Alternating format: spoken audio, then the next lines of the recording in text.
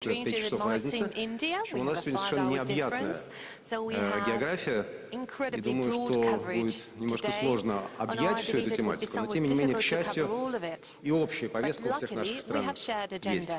Мы начнем с того, что участники панельной сессии выступят каждый своей речью, хотя я хочу зарезервировать речей в случае появления новостей или тем, которые требуют немедленного комментария, перед тем, как передать слово следующему выступающему, обратиться к соответствующим дополнительным вопросам. Ну, а благо мы на территории Российской Федерации, то первым выступит Владимир Владимирович Путин. Владимир Владимирович, прошу.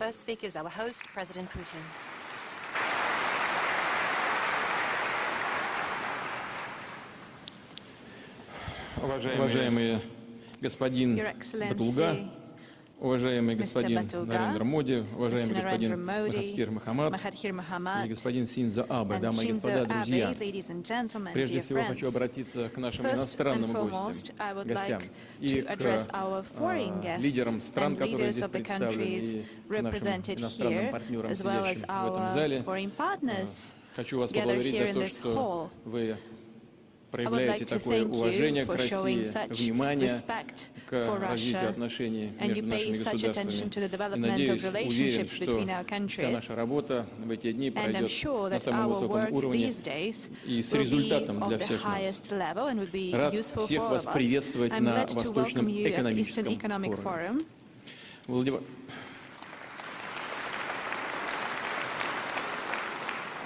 Владивосток – столица Приморья, а теперь и всего Дальневосточного федерального округа России в 5-й раз собирает глав ведущих стран Азиатско-Тихоокеанского региона, крупнейших инвесторов, бизнесменов, представителей общественности и экспертных кругов. В этом году мы принимаем свыше 8,5 тысяч участников из 65 стран. По сравнению с первым форумом, его представительство увеличилось более чем вдвое. Видим в этом убедительное свидетельство растущего интереса к российскому Дальнему Востоку, к тем возможностям для сотрудничества, которые предлагает этот, без всякого преувеличения, колоссальный регион. Сила, конкурентные преимущества Дальнего Востока — and hardworking, energetic people, educated and ambitious young people. Those are new centers of science, industrial growth, and industries of the future. Those also include the rich reserves of natural resources, broad logistic opportunities such as the Northern Sea route and other trans-Eurasian routes. And finally, that's the proximity with the fast-growing economies with the most dynamic region, that is the Asia-Pacific region. Naturally, when we adopted the long-term strategy for the development of the Far East in the middle of the 2000s, that is 15 years ago, we focused on the maximum degree of openness for the region, for it to be closely integrated into the economic, transport, educational, and humanitarian space of the Asia-Pacific region, and if we look at it more broadly, of the whole world. For the development of international and border cooperation, investment and technological partnerships. And that is for the creation of new opportunities, first and foremost for our citizens, for their work and for their life. That was indeed a sharp historic turn. I would like to remind you that at the start and in the middle of the 20th century, and then during the years of the Cold War, many Far Eastern territories, for example, the Vladivostok itself, where we find ourselves today, had mostly military significance and were, as we said back in the day, restricted areas. This was also reflected in the development of those regions. Social and economic development was lacking. And I would like to highlight that over the recent years, the situation has changed drastically, and we are proud that the Far East has become one of the symbols of the openness of Russia, of innovation and determination, and eliminating all kinds of barriers for business and human communication.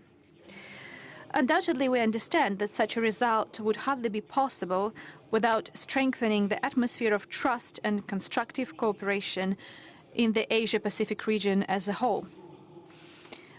We want these positive trends to be developed further so that our common region would be safe and stable.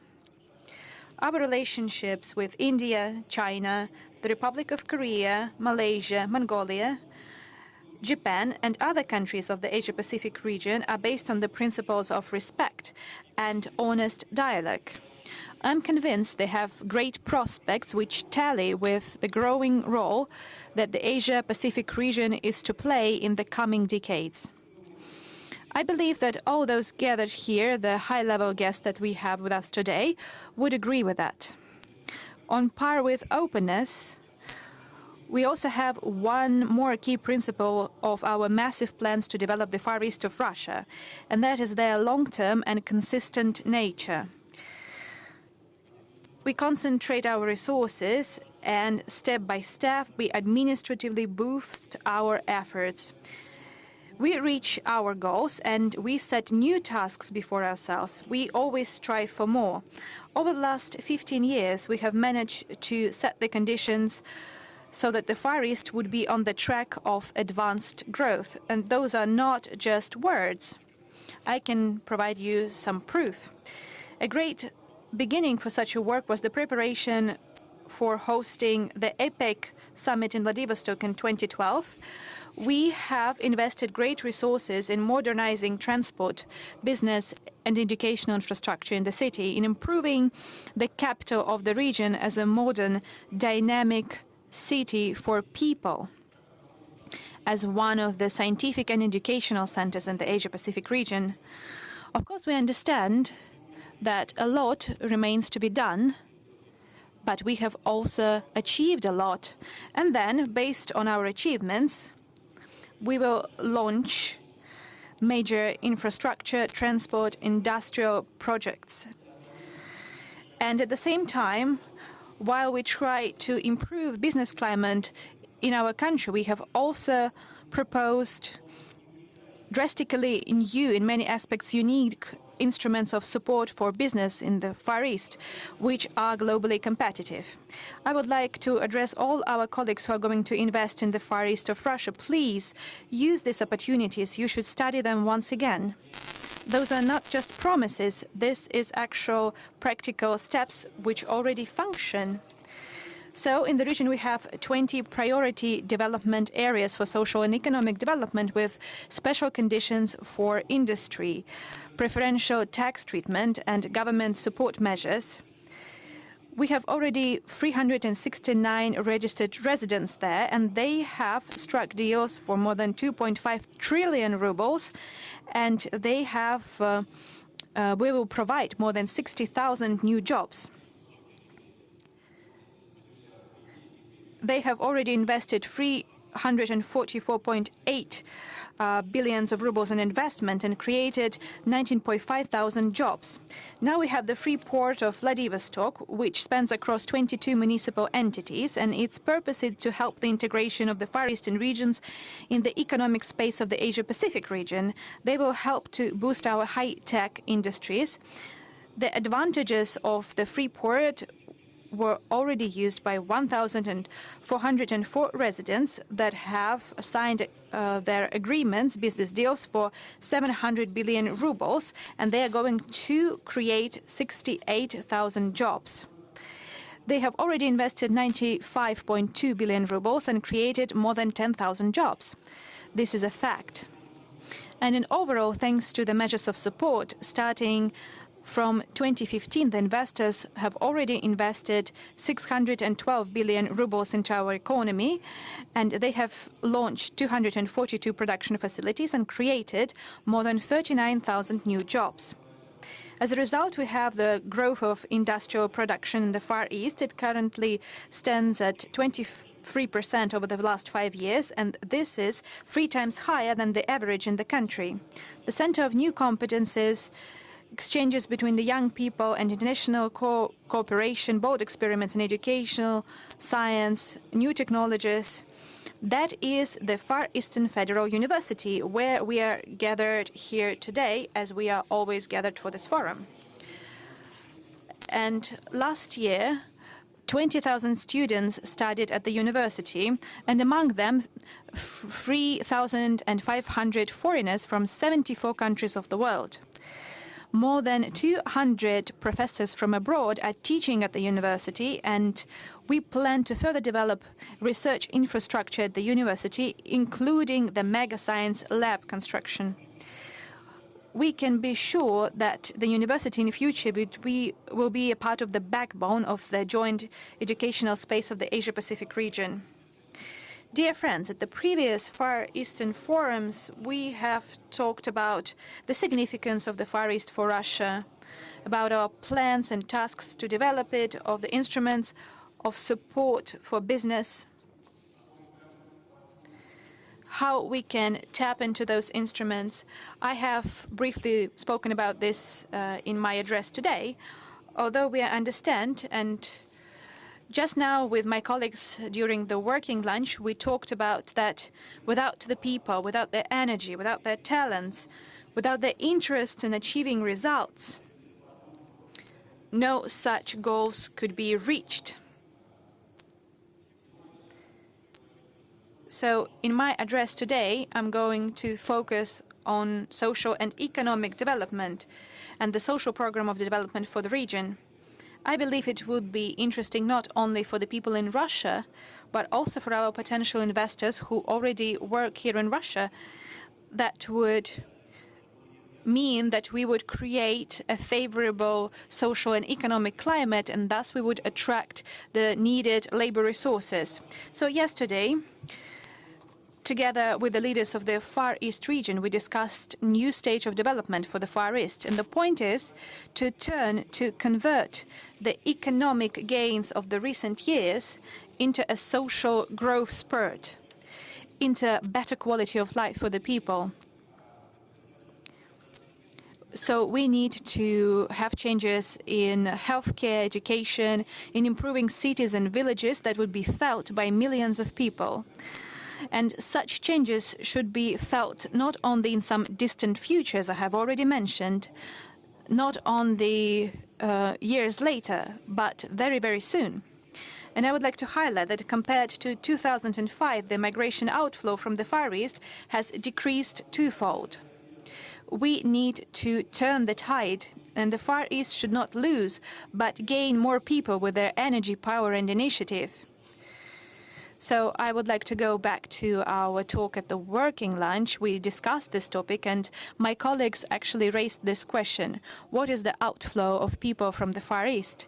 That is indeed a very important question from the moral and ethical point of view, and from the economical point of view as well. This region should be attractive for qualified personnel and for the young people, because the young people are our future. Even more so that the Far East is a very young region of Russia. It has great demographic potential, which we need to keep and multiply. The overall birth rate is higher than the average in Russia. Out of 8,200,000 people living in the federal district, almost 1.5 million are school children, students, and college students. They have victories in various sports competitions, international and all-Russian scientific competitions. For example, recently Kazan hosted World Skills Junior, and the gold medal was won by the 9th grader Andrei Mishkov from Ulan-Ude. He was the best when it comes to information technologies, and once again I would like to congratulate him on that.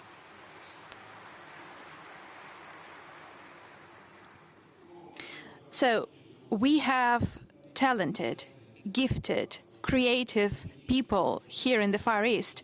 They are capable to take on the world and reach ambitious goals. So the first and key task for the new development of the Far East is to support the young people, to do everything in our power so that the young people would have the broadest opportunities to get education, find themselves in life and in professional setting, to start a family and raise their children, so that they would make their contribution into development of the Far East so close to them.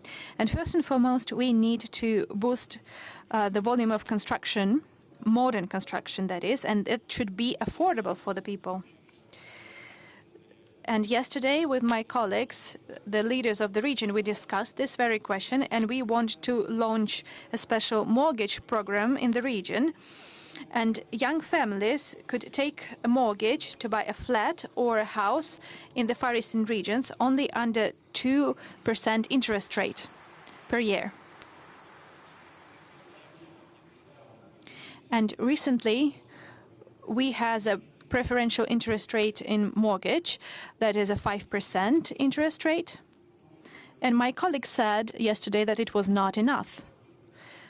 And I would like to tell the leaders of other regions that it is not possible to do all around the country, and that would actually have no effect, because this measure is there to attract highly qualified personnel to the Far East of Russia. We need to launch this program this year, and it would last for 5 years. And why? Because we need to define and earmark the financing and the sources of financing in future, because this is a long-term program. We need for it to cover the first stage market, that is the new construction, and for individual construction for those people who have taken the Far Eastern hectare, the so-called Far Eastern hectare. As the source of financing, we can use the money from the state program of the development of the Far East. And our healthcare system should be modern and accessible and affordable as well. And this primarily concerns the primary healthcare, the closest to the people. And the informatization and equipment of the medical centers, the first aid and obstetric centers, and maternity hospitals, and our air medical service is very important. This is required for the development of the Far East. We have observed this all over Russia, but here in the Far East, we need to create a truly efficient healthcare system which could be comparable and even would be better than the traditional practices and standards. This is not a thing we can do in a day, but we need to start today and start with the innovative pilot projects. Indeed, we need to create a medical cluster in the federal Far Eastern district with a special regulation setting that would allow us, without excessive formalities, to open branches and divisions of international medical centers to attract the best experts and to use the medicines and methods that have proven effective abroad. This should function within the framework of the Russian jurisdiction. All nuances have to be worked out by the relevant agencies and ministries, and first of all with the Ministry of Health of the Russian Federation. I have said multiple times that for the Far East we need to have special measures, advanced mechanisms and flexible instruments which take into account the peculiarities of those massive areas and the demands of people who live here. We have decided to be experimental, innovative when it comes to economy, attracting investment, and we have yielded a quite positive result, as I have already said.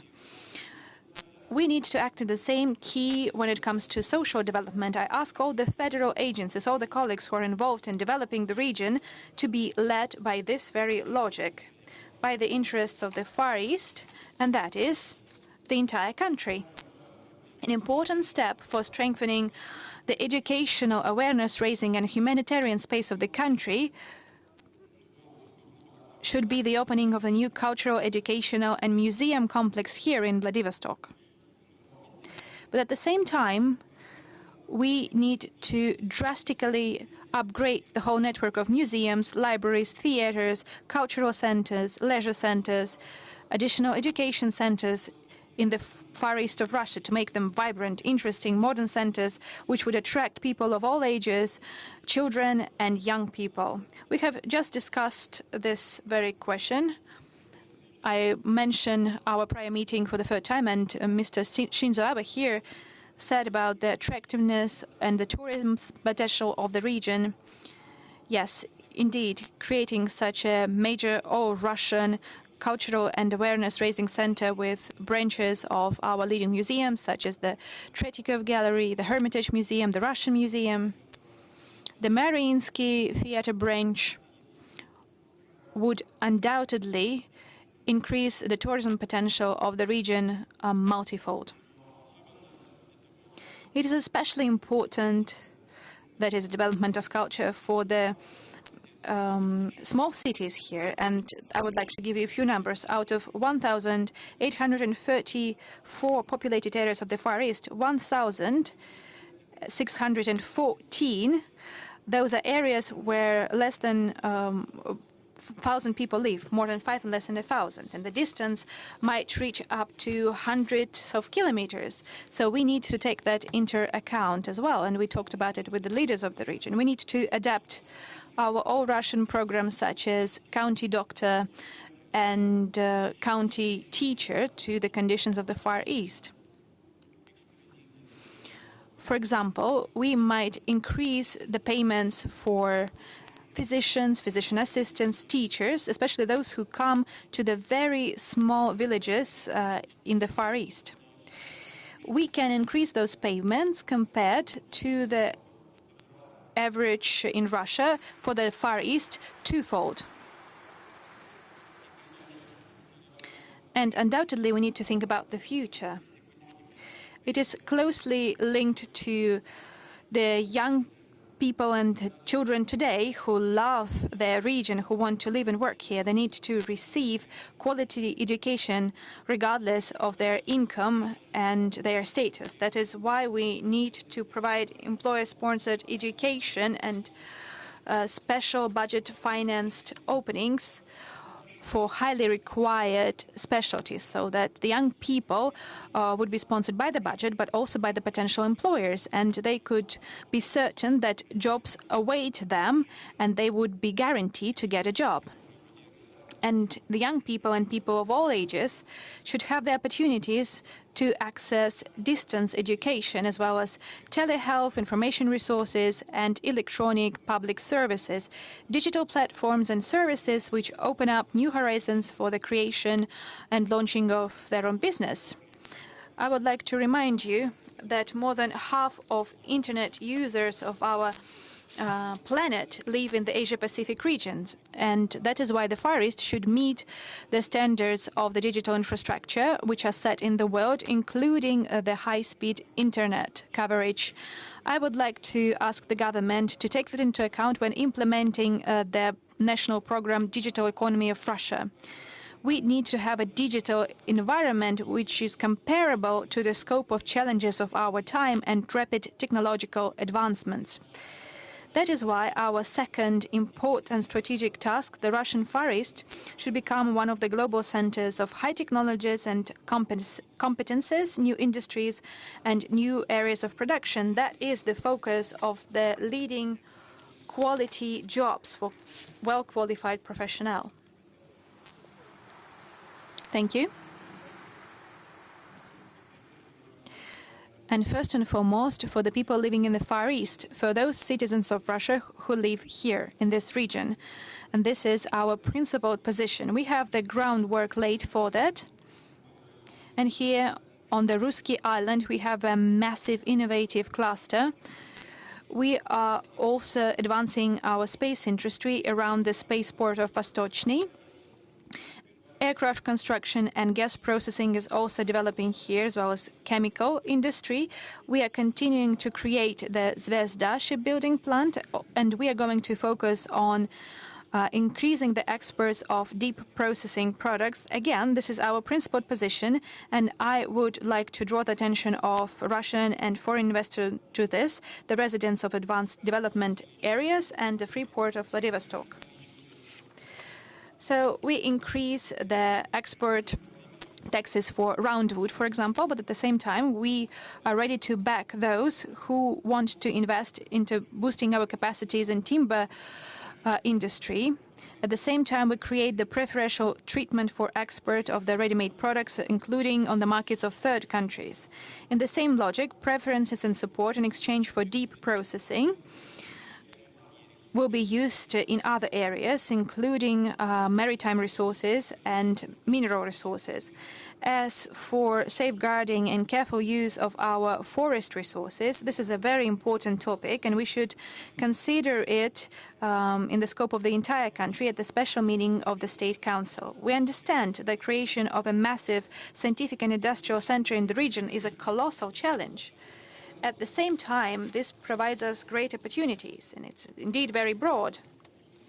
So the benchmark of demands when it comes to efficiency of our measures and solutions should also be on par. At the same time, this involves the economy of the future, the support of young teams who implement disruptive ideas and solutions. All around the world, startups led by young people are a massive locomotive force for technological development, so that the number of startups would not only go up, but so that they would grow and turn into medium-sized and then into large companies. We need not only legal support, we also need regulatory environment as well as efficient financial instruments. So I suggest that we create a special venture capital fund in the Far East. We talked about it yesterday, and I agree with that. So I would ask the government to come up with special proposals because we have financial resources to support that. And the third strategic goal, what we set before ourselves, is also very ambitious, and it is in line with the global environmental agenda, with the challenges that not only Russia, but also the entire planet faces today. We are talking about the development of Russia's Far East as a global natural and tourism center, as an international experimental ground where we could test various approaches to resolving the most important issue for all of us. That is how to strike the proper balance between economic activities, the development of ecotourism, accessibility of nature for the people, and at the same time safeguarding our unique ecological systems. And today, the unique beauty of the Far Eastern areas attracts hundreds of thousands of tourists. In 2016, the region was visited by 5.2 million people, including 750,000 foreigners. And last year, almost 7 million people, and around 1 million of them were citizens of other states. The reaches include the Lake of Baikal, the Kronetsky Natural Reserve in Kamchatka, the National Park Alhanai in Zabakalya region. All in all, there are 64 designated conservation areas in the region of federal significance, and I would like to highlight that I have already tasked my team to count and to define the borders of all those conservation areas, national parks, etc., etc. We need to accelerate this work all over the country, and in the Far East, we need to do that first and foremost. Then we need to launch the PPP projects in tourism, to invite responsible investors, to offer them a preferential regime while keeping in line with the criteria of ecotourism. And we need modern information resources so that the people could swiftly and conveniently receive all the necessary information, when and where they can go, what tourist route they should choose, and foreign citizens could also receive their visa very rapidly. And by the way, here in the Far East, we have first introduced the e-visa system. This has facilitated the formalities for foreign tourists and entrepreneurs, and over 2 years, we have already issued more than 140,000 of such visas. All the development goals and the modern quality of life standards need a new level of mobility. And for the Far East, this is first and foremost a developed air traffic system, accessible tickets for flying inside the region as well as to Siberia and Central Russia and abroad.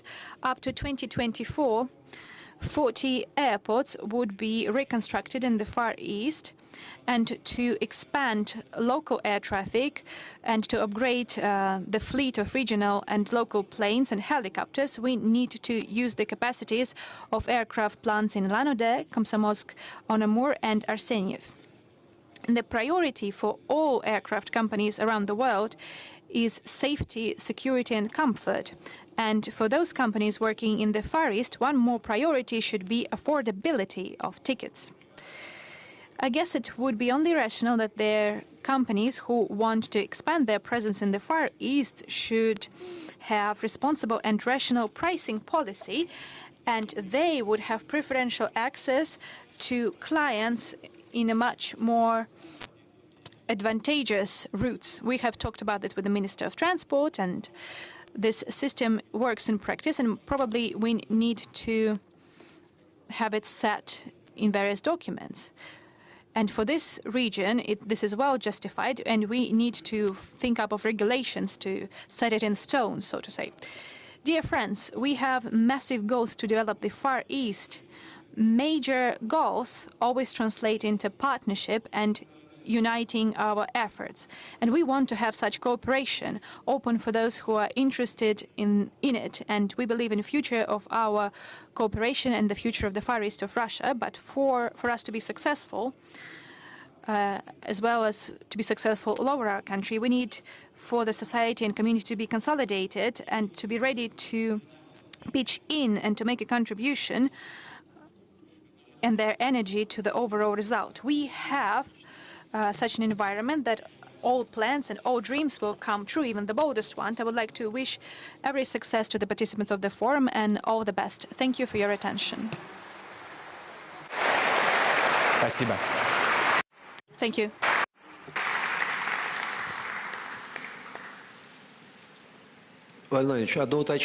Mr. President, if I may, just a short clarification. Almost in one sentence, you managed to identify the key drivers of development, the true diamonds, I would say. Komsomolsk, Konamora producing the most modern planes, more factory, and the Zvezda shipyard, and the advanced development territories. By saying that, do you believe that foreign investment might also go to such venues like Zvezda shipyard and the space launching facility? Certainly. Speaking of the airplanes factory, they already exist and there are foreign investments in place. We know it very well, and the whole world knows that we have our amazing fighter aircrafts, Su-30 or 34, world-renowned 2 pluses, Su-35, and the 5th-generation aircrafts 57. But Superjet, Sukhoi Superjet, is something that has been produced by us together with our Italian and French partners. We are working on that, and we are open for foreign investment. We have nothing to hide. Although we do have something to hide.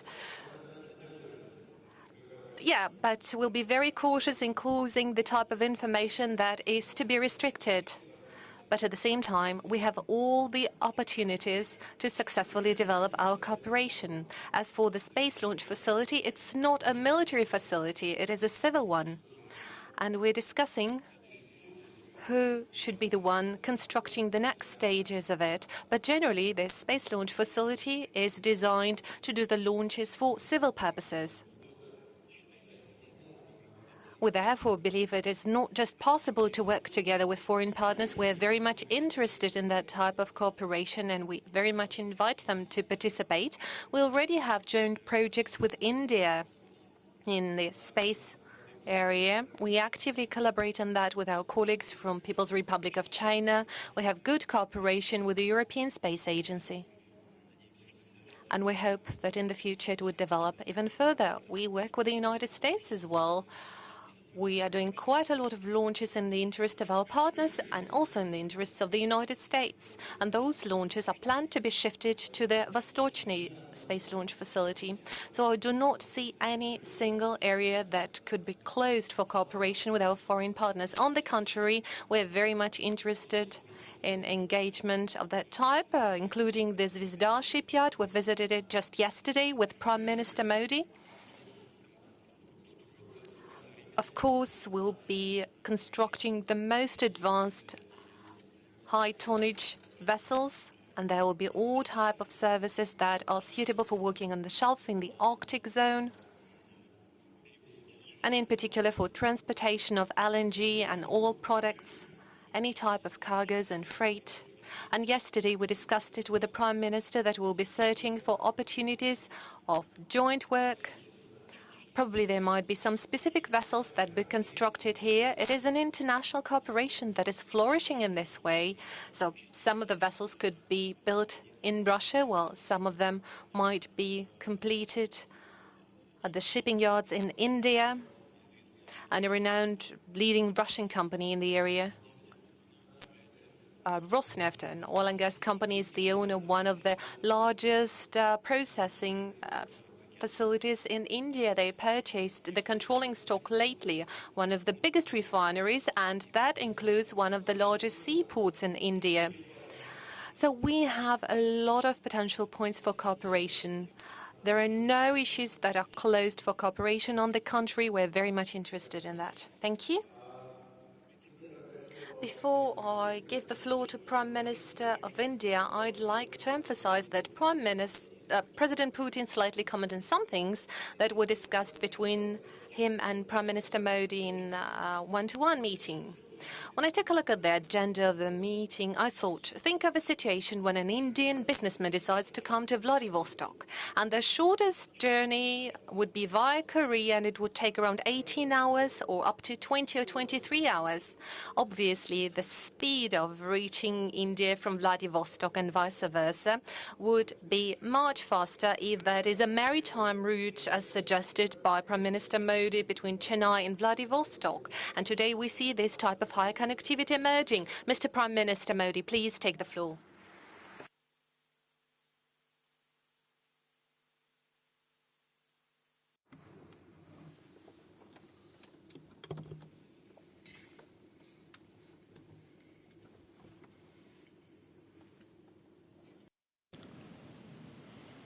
Excellency, President Putin, President Batulga, Prime Minister Abe, Prime Minister Mahathir, friends, Namaskar, Dobry Din.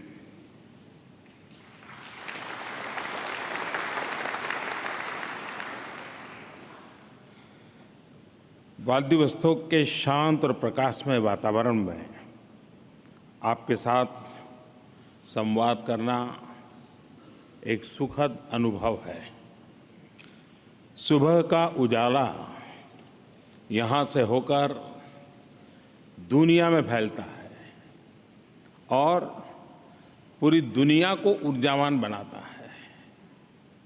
मुझे पूरा विश्वास है कि आज का हमारा यह मंथन केवल फार ईस्ट ही नहीं बल्कि पूरी मानव जाति के कल्याण के प्रयासों को नई ऊर्जा और नई गति देगा।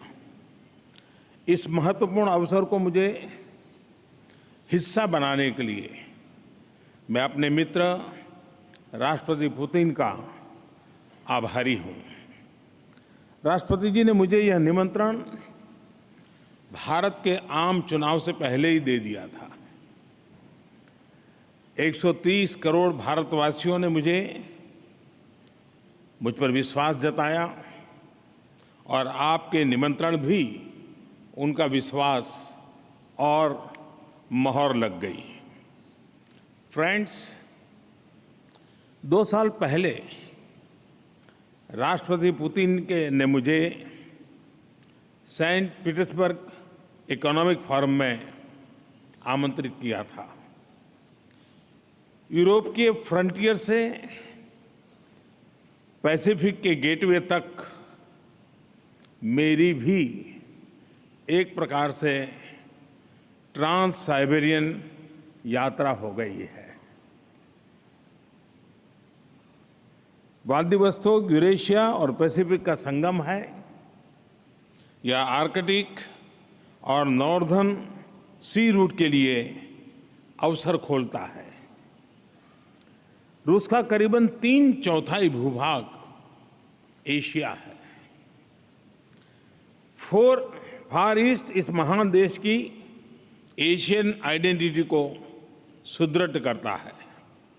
इस क्षेत्र का आकार भारत से करीब 2 गुना है।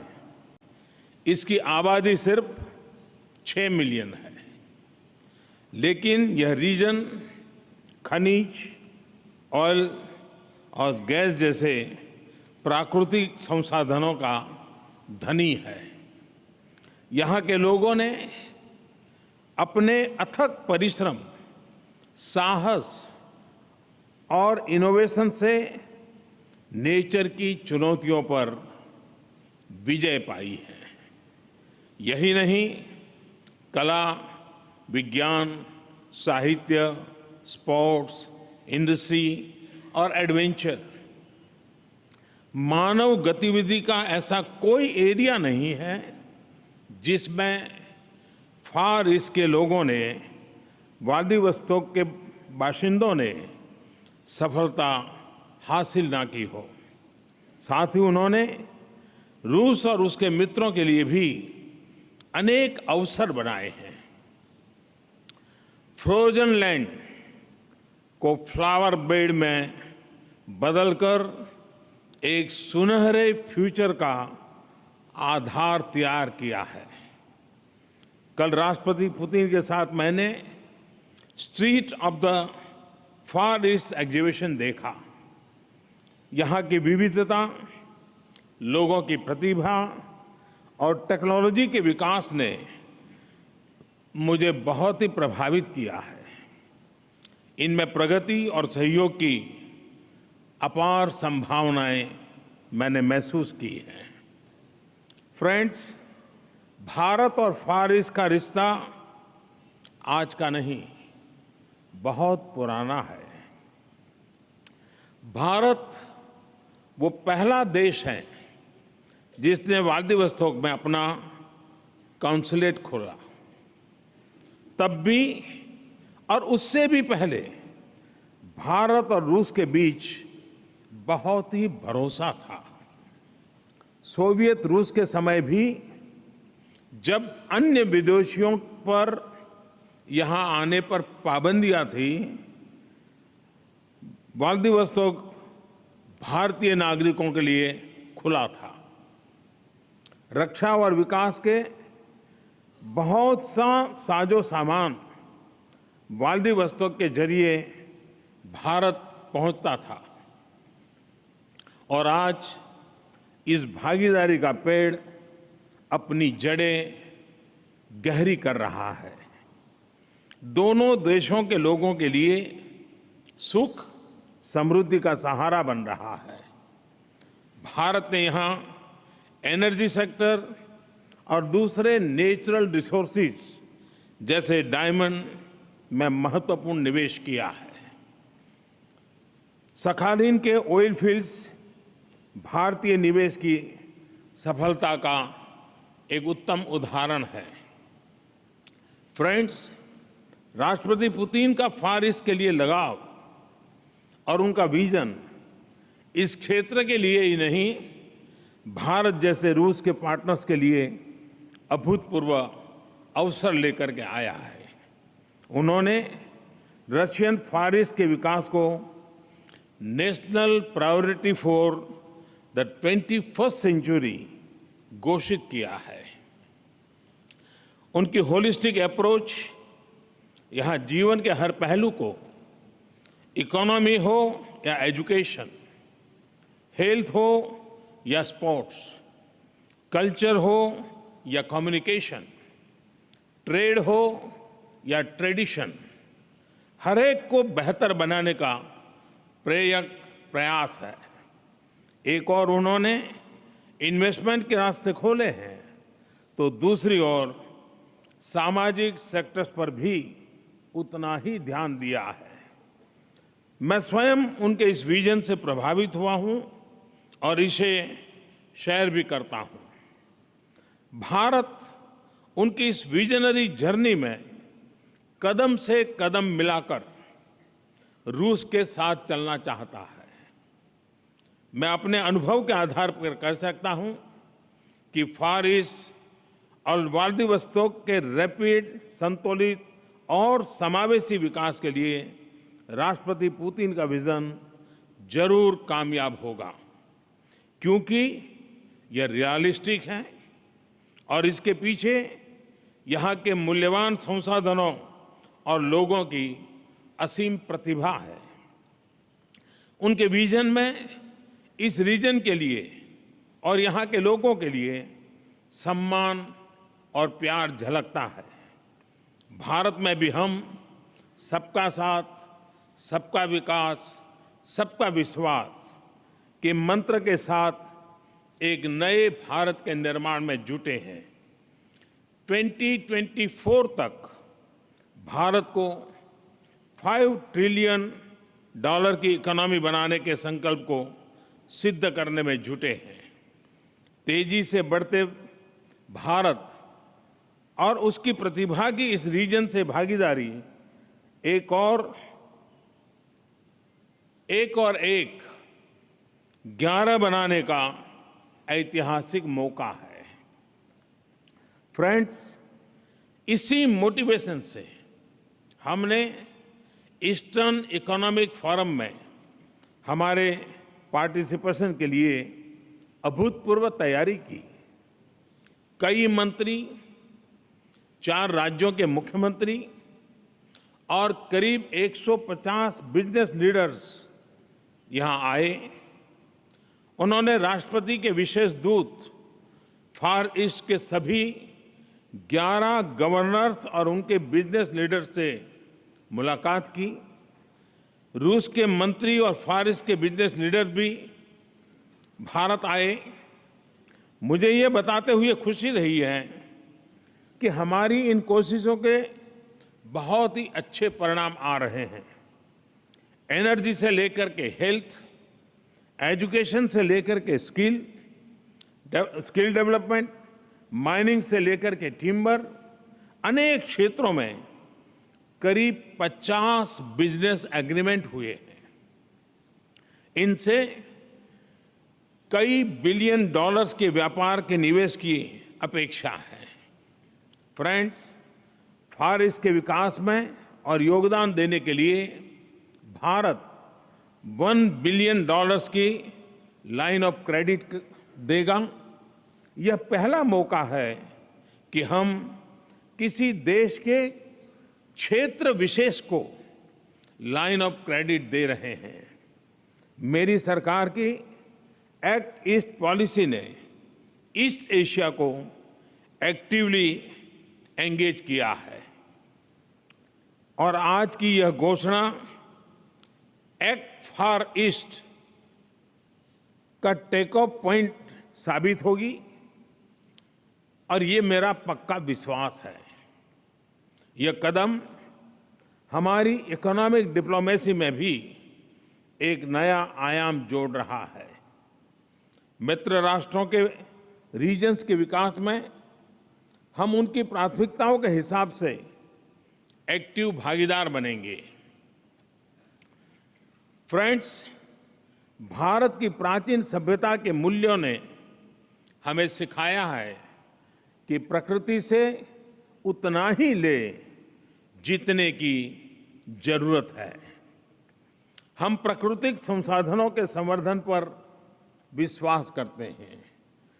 प्रकृति के साथ यही तालमेल सदियों से हमारे अस्तित्व और विकास का अहम हिस्सा रहा है। फ्रेंड्स, जिन देशों में भारतीय डायस्पोरा है, वहाँ के लीडर्स जब भी मुझे मिलते हैं, भारतीयों के श्रम, ईमानदारी, अनुशासन और निष्ठा की भरपूर प्रशंसा करते हैं। भारतीय कंपनियों ने, कारोबारियों ने दुनिया भर में कितने ही क्षेत्रों के विकास में योगदान किया है, वेल्थ क्रिएशन का काम किया है। साथ ही भारतीयों ने और हमारी कंपनियों ने स्थानीय संवेदनाओं और संस्कृति का हमेशा आदर किया है। मुझे पक्का भरोसा है कि भारतीयों का पैसा, पसीना, प्रतिभा और प्रोफेशनलिज्म फार ईस्ट में तेज विकास लाएंगे। ईस्टर्न इकोनॉमिक फोरम में भारत ने पार्टिसिपेशन के जो उत्तम परिणाम आए हैं, उन्हें आगे बढ़ाने के लिए मैं फार ईस्ट के सभी 11 गवर्नर्स को भारत आने का निमंत्रण देता हूं। फ्रेंड्स, मैंने और राष्ट्रपति पुतिन ने भारत रूस सहयोग के लिए एम्बिशियस टारगेट रखे हैं। हमारे संबंधों में हमने नए आयाम जोड़े हैं, उनको विविधता दी है। संबंधों को सरकारी दायरे से बाहर ला करके प्राइवेट इंडस्ट्री के बीच ठोस सहयोग तक पहुंचाया है। उनको राजधानियों से बाहर स्टेट्स और रीजन्स तक ले गए हैं। हमने हर क्षेत्र में सहयोग को अपनी special and privilege strategic partnership के सांचे में बढ़ाया है, ढाला है। हम मिलकर स्पेस की दूरियां भी पार करेंगे और समंदर की गहराइयों से समृद्धि भी निकाल के ले आएंगे। फ्रेंड्स, इंडो पैसिफिक रीजन में सहयोग का नया दौर हम शुरू करने वाले हैं। व्लादिवोस्तोक और चेन्नई के बीच जब शिप चलने लगेंगे, जब व्लादिवोस्तोक नॉर्थ ईस्ट एशिया के मार्केट में भारत का स्प्रिंग बोर्ड बनेगा, तब भारत रूस की साझेदारी और गहरी होगी और फलेगी और फूलेगी। तब फार ईस्ट एक और यूरेशियन यूनियन और दूसरी ओर ओपन, फ्री और इंक्लूसिव इंडो पैसिफिक का संगम बनेगा। इस क्षेत्र में हमारे संबंधों का मजबूत आधार होगा रूल बेस्ड ऑर्डर, सॉवरेनिटी और टेरिटोरियल इंटीग्रिटी के लिए सम्मान और अंदरूनी मामलों में दखल से परहेज। फ्रेंड्स, मशहूर फिलोसोफर और लेखक टॉल्स्टॉय भारत के वेदों के अपार ज्ञान से बहुत प्रभावित थे और यह वेद वाक्य तो उन्हें बहुत पसंद था। एकम सत विप्राह बहुधा वदंती। उन्होंने अपने शब्दों में इसे ऐसे कहा था, all that exist is one, people call that one by different names. इस वर्ष पूरा विश्व महात्मा गांधी की 150वीं जन्म जयंती मना रहा है। टॉल्स्टॉय और गांधी जी ने एक दूसरे पर अमिट प्रभाव छोड़ा था। आइए भारत और रूस की साझा प्रेरणा को हम और मजबूत करें, एक दूसरे की तरक्की में और अधिक भागीदार बने, अपने शेयर्ड रीजन और विश्व के स्टेबल और सिक्योर भविष्य के लिए मिलकर के काम करें। ये हमारी साझेदारी के नए अध्याय की शुरुआत होगी। मैं जब भी रूस आया हूं तो भारत के लिए यहाँ प्यार, मैत्री भाव और सम्मान ही पाया है। आज भी इन्हीं भावनाओं का अनमोल उपहार और गहरे सहयोग का संकल्प यहाँ से लेकर के जा रहा हूँ। मैं अपने मित्र राष्ट्रपति पुतिन का विशेष धन्यवाद करना चाहूँगा। हम जब भी मिलते हैं तो बहुत खुले दिल से और बहुत समय लेकर के मिलते हैं। कल अपनी तमाम व्यस्तताओं के बीच उन्होंने मेरे साथ अलग अलग स्थानों पर कई घंटे बिताए और रात के 1 बजे तक हम एक साथ रहे। मेरे लिए ही नहीं बल्कि भारत के प्रति उनके मन में जो प्यार है वो उसमें झलकता है। मुझे यहाँ की और भारत की एक और सांस्कृतिक समानता दिखाई दे रही है। मेरे होम स्टेट गुजरात में बाय बाय की जगह बाय बाय नहीं कहते हैं, बाय बाय की जगह आवजो कहते हैं, जिसका मतलब है आप फिर जल्दी आइए। यहाँ कहते हैं 10वीं दानिया।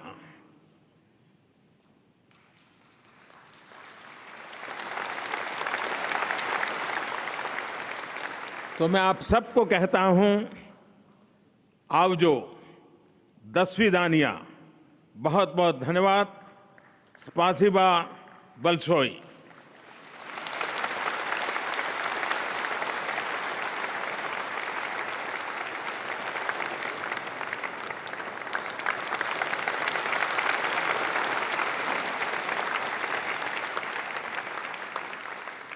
Владимир Ильич, губернатора можно командировочные оформлять 11 дальневосточным как? For the trips of the governors, they should go to the accounting office. Mr. Prime Minister, one quick question from the news. Unfortunately, there is a reason why the turnover between Russia and India can grow even more. I heard that in the news, Indian people have fallen under the sanctions of the United States. These are the companies that are involved in oil trade. What would you say about that?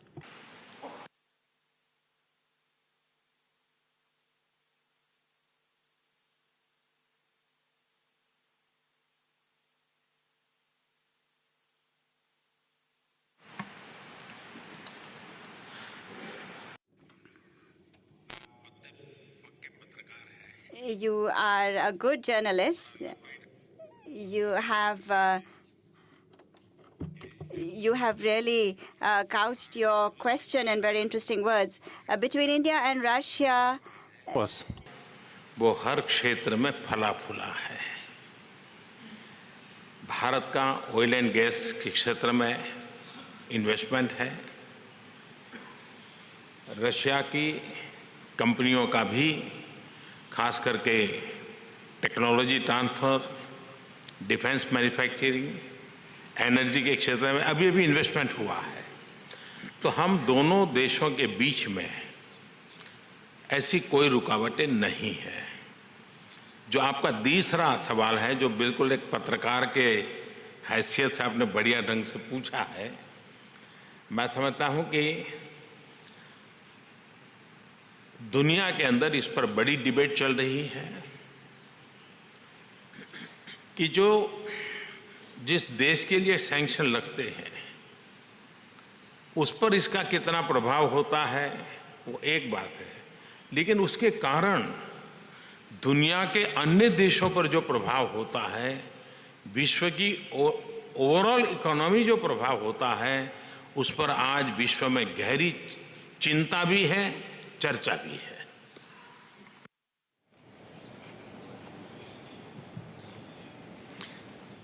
Ну, давайте вернемся к иранской теме, потому что мы мимо нее не пройдем чуть попозже. А сейчас все-таки у нас часть, связанная с официальными выступлениями. И президент Монголии, который только что принимал Владимира Владимировича у себя.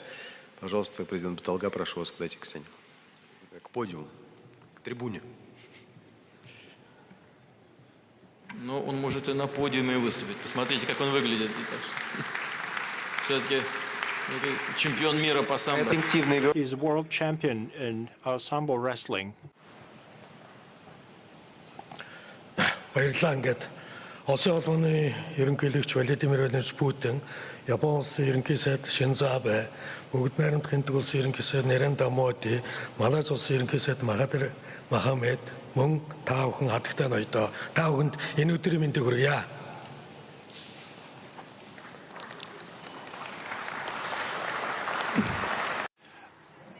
President Putin, Prime Minister Shinzo Abe, Prime Minister Narendra Modi, Prime Minister Mahathir Mohamad. This is the third time that I participate in this forum. This is a great venue for negotiations, and it is a platform for development of the Far East region.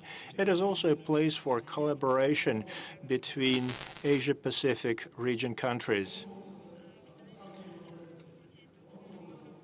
We have a good tradition that was established during this forum. Leaders of different industries come together to talk about their business and to create new partnerships.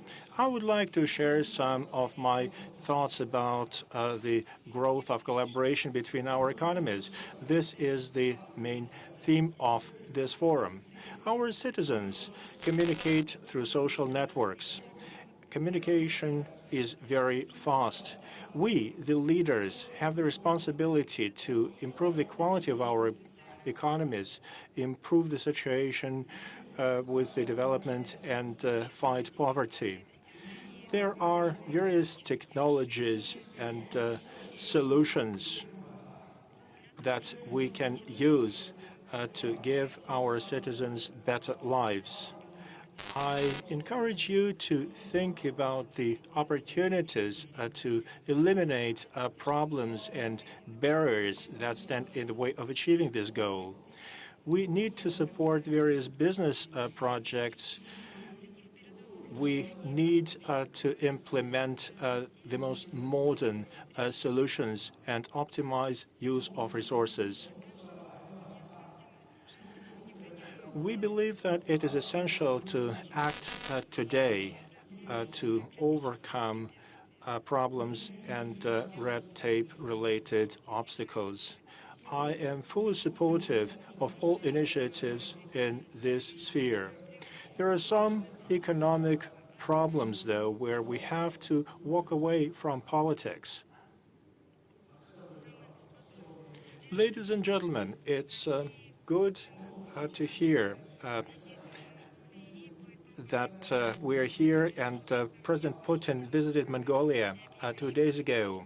We have taken our relations to a new level, to the level of comprehensive partnership. We want this partnership to become a good example for others. Mongolia is a landlocked country, and the ports in the Far East of Russia play a big role for the development of our trade with other parts of the world. That also is a way for us to attract foreign investment. Once again, I want to say thank you to the President of Russian Federation, Vladimir Putin, for creating great conditions for transit shipping opportunities because of our geographic location. To use these opportunities, the government of Mongolia decided to open a representative office in the city of Vladivostok. This is going to be a good contribution to expansion of our trade and economic relations.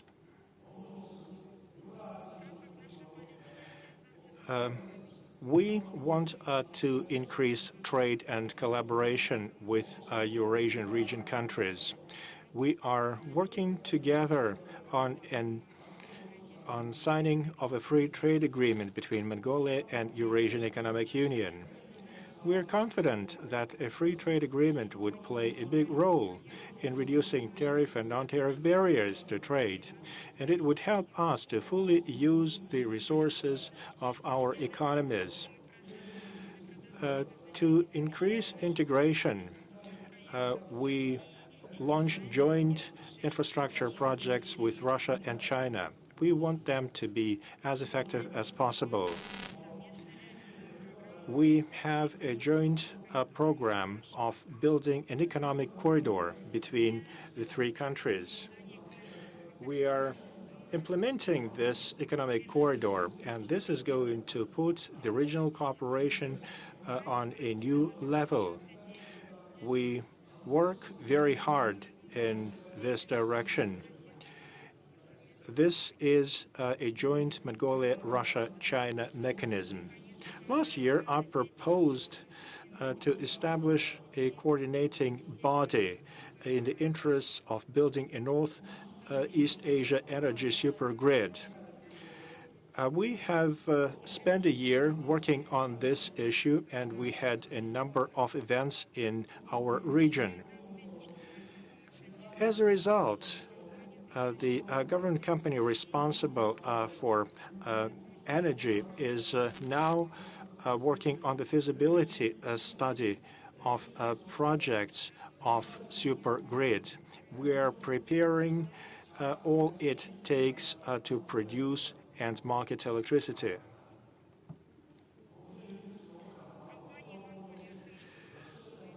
Economies Mongolia and Rosseti have signed an agreement on cooperation in this field.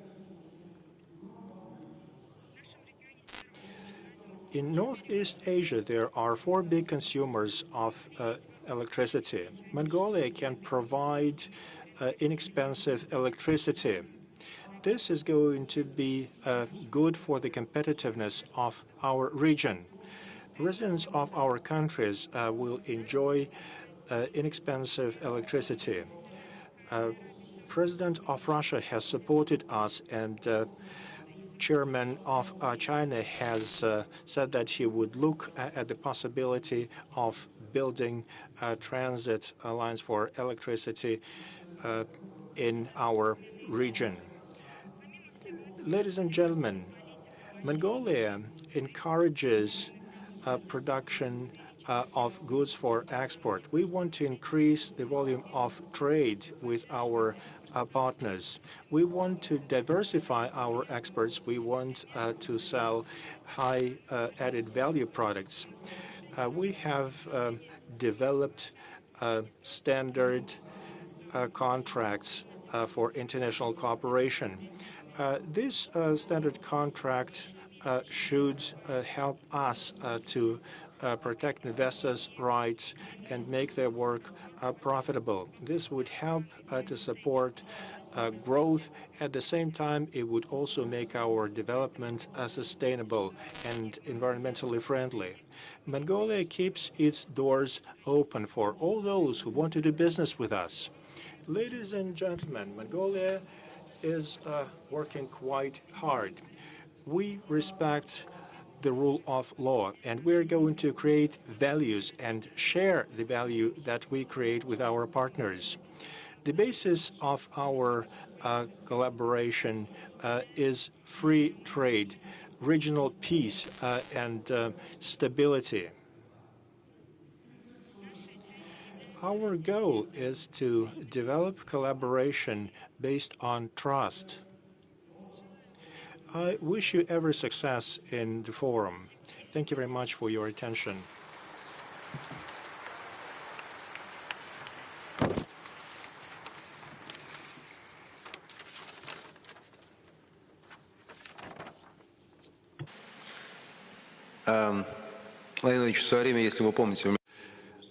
Mr. President, you might remember that I have traveled a lot around Siberia. I have recently visited Mongolia, and they told me a story. It's a fairy tale that the president has mentioned, and then he did not quite finish it. Russia, China, and Mongolia, the country of winds and a lot of sunshine, which is great for alternative sources of energy. They made up this story of supplying energy to the countries that consume a lot of it, to both Korean states.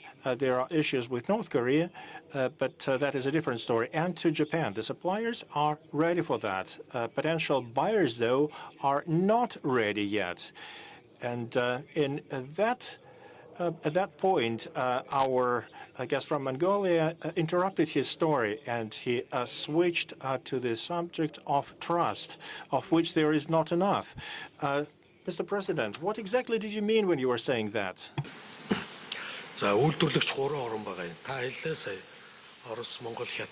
There are 3 countries that produce electricity. We have a lot of steam coal. More than 30% of consumers of electricity are located in Japan, in Korea, and in China. If we can have a solution on the matters of security on the Korean Peninsula, that brings about the issue of electricity exports. We have developed a feasibility study, and we are prepared to collaborate with Rosneft. We have a feasibility study on building transmission lines. We did this work together with China, and I hope that the relations between Korea and Japan are going to improve soon. I think we will be selling 1 kilowatt at less than 8 cents. and this is a very good price for consumers. Я так понял, даже не столько Россия. I understand it's not relations between Russia and Japan, it's the relations between Japan and Korea. I just wanted to make it clear because it tells us a lot about great potential for cooperation. With excellent relations between today's panelists, we may not have sufficient trust between our countries. That is just something that I wanted to mention in the context of things that we may bring up later. A person who did very much indeed to increase the level of trust, Prime Minister of Japan, Mr. Shinzo Abe, over to you.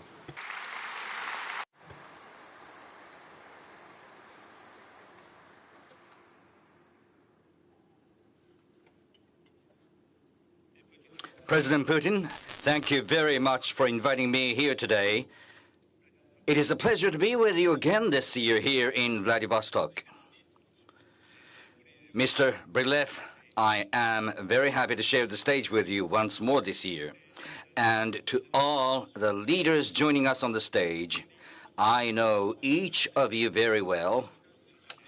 And everyone here is someone to whom I wish to express my heartfelt respect. Prime Minister Narendra Modi, Prime Minister Mahathir, President Batulga.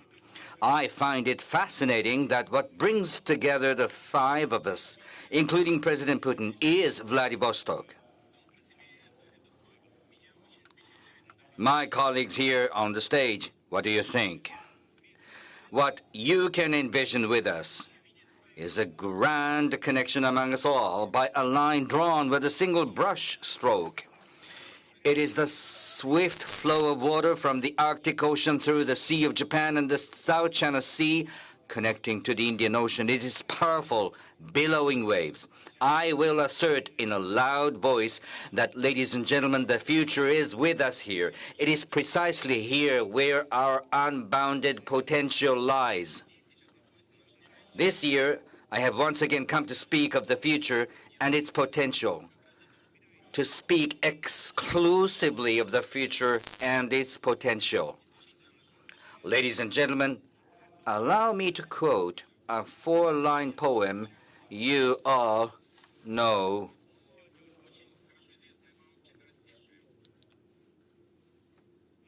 Russia cannot be understood with their mind alone.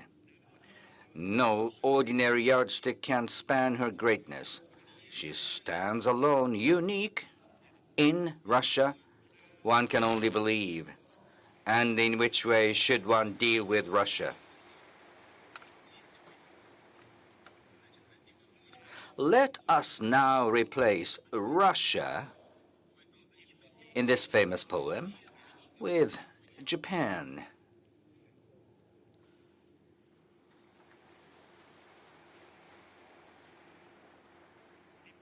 If it is in Japan that one can only believe, what and how exactly should one believe? To this, I will offer 3 points. As for what is Japan, the first is a vanguard. This is because Japan has no choice but to tackle earlier than anywhere else in the world problems that all of you will face at some point, such as the aging of society. The second point is an extension of the first, and that Japan is solutions.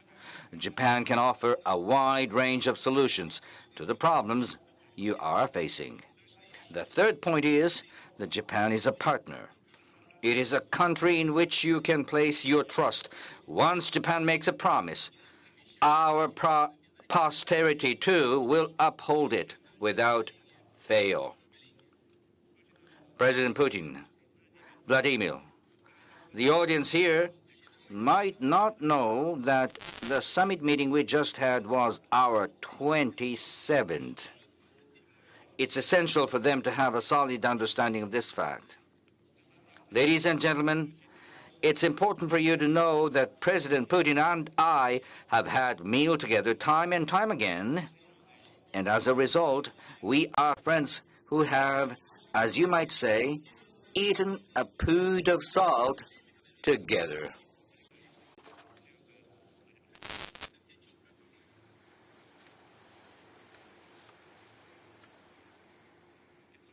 Only then can you see that we have our agendas that are overlapping. On your end are the 12 national projects. These are a number of undertakings that President Putin is making all-out efforts to promote. This is something I and the Japanese government know very well. That's because we have looked into them thoroughly. The reason we looked into them is that we wanted to consider how Japan can cooperate with Russia in what areas in order to yield the greatest effects. This is something President Putin and I say every time the two of us meet, that Japan-Russia relations hold unlimited potential. So my government turned its attention to what kinds of undertakings would be ideal to make that potential bloom and propel Japan-Russia relations into the future. Please take a look at this slide.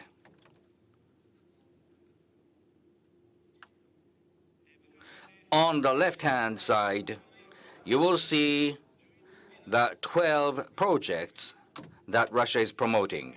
On the right-hand side are the 8 points of Japan-Russia cooperation currently underway. Health and population, improving housing, cities, and the environment, small and medium businesses, labor productivity, and supporting employment. Please take a good look at where a red thread connects those items laid out by Russia on the left with the various areas of cooperation promoted by Japan on the right. The 8 points of Japan-Russia cooperation were selected in the hope of becoming one solution for Russia's national issues. What you will see next is the interim report regarding that cooperation. It is a short video, 2 minutes and 40 seconds long. Russian-Japanese collaboration plan, 8 points. Japanese and Russian doctors have done remote examination of children suffering from cancer. The tumor is now smaller. This cooperation helps us to find new methods of treatment. We did a Japanese rehabilitation training for a woman who could not walk without a stick. I was limping all the time, and now I can walk. A joint Japanese-Russian healthcare program on obesity prevention. After 3 months, there was a serious weight reduction of 13.6 kilograms, and waist diameter was 9 centimeters smaller. In the past, they took waste to a landfill in Tokyo. Then several garbage incinerators have been built, and that reduced the volume of waste taken to the landfill. A similar technology is going to be built in Moscow region. It is expected that Japanese companies are going to make a contribution in Arctic LNG-2 project. This is going to help increase production. In Sakha Republic, a wind farm has been built. Japanese technologies were used as basic technologies for that wind farm. If it works well, then we're going to build similar wind farms in other parts of the country. In Amursk, they finalized the construction of a plant making wood pellets. We're planning to make the first shipment to Japan. In these greenhouses, they use artificial light and plenty of sensors, which reduces the period of growth by 1/3. Russian and Japanese students communicate a lot. Once I graduate from a Japanese university, I would like to get a job here. I would like to work internationally. In the future, I will have a job that will involve bringing urban development experts from Japan to Russian cities.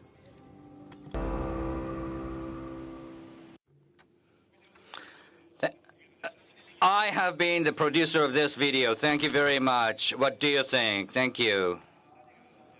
What in that was interesting to you? I particularly liked the woman who became able to walk quite briskly even without using a cane. According to a survey done of Japanese people's walking speeds, the 75-year-olds of today walk at the same speed that 65-year-olds did 10 years ago. In other words, over the past decade, Japan's elderly reversed their aging by 10 years.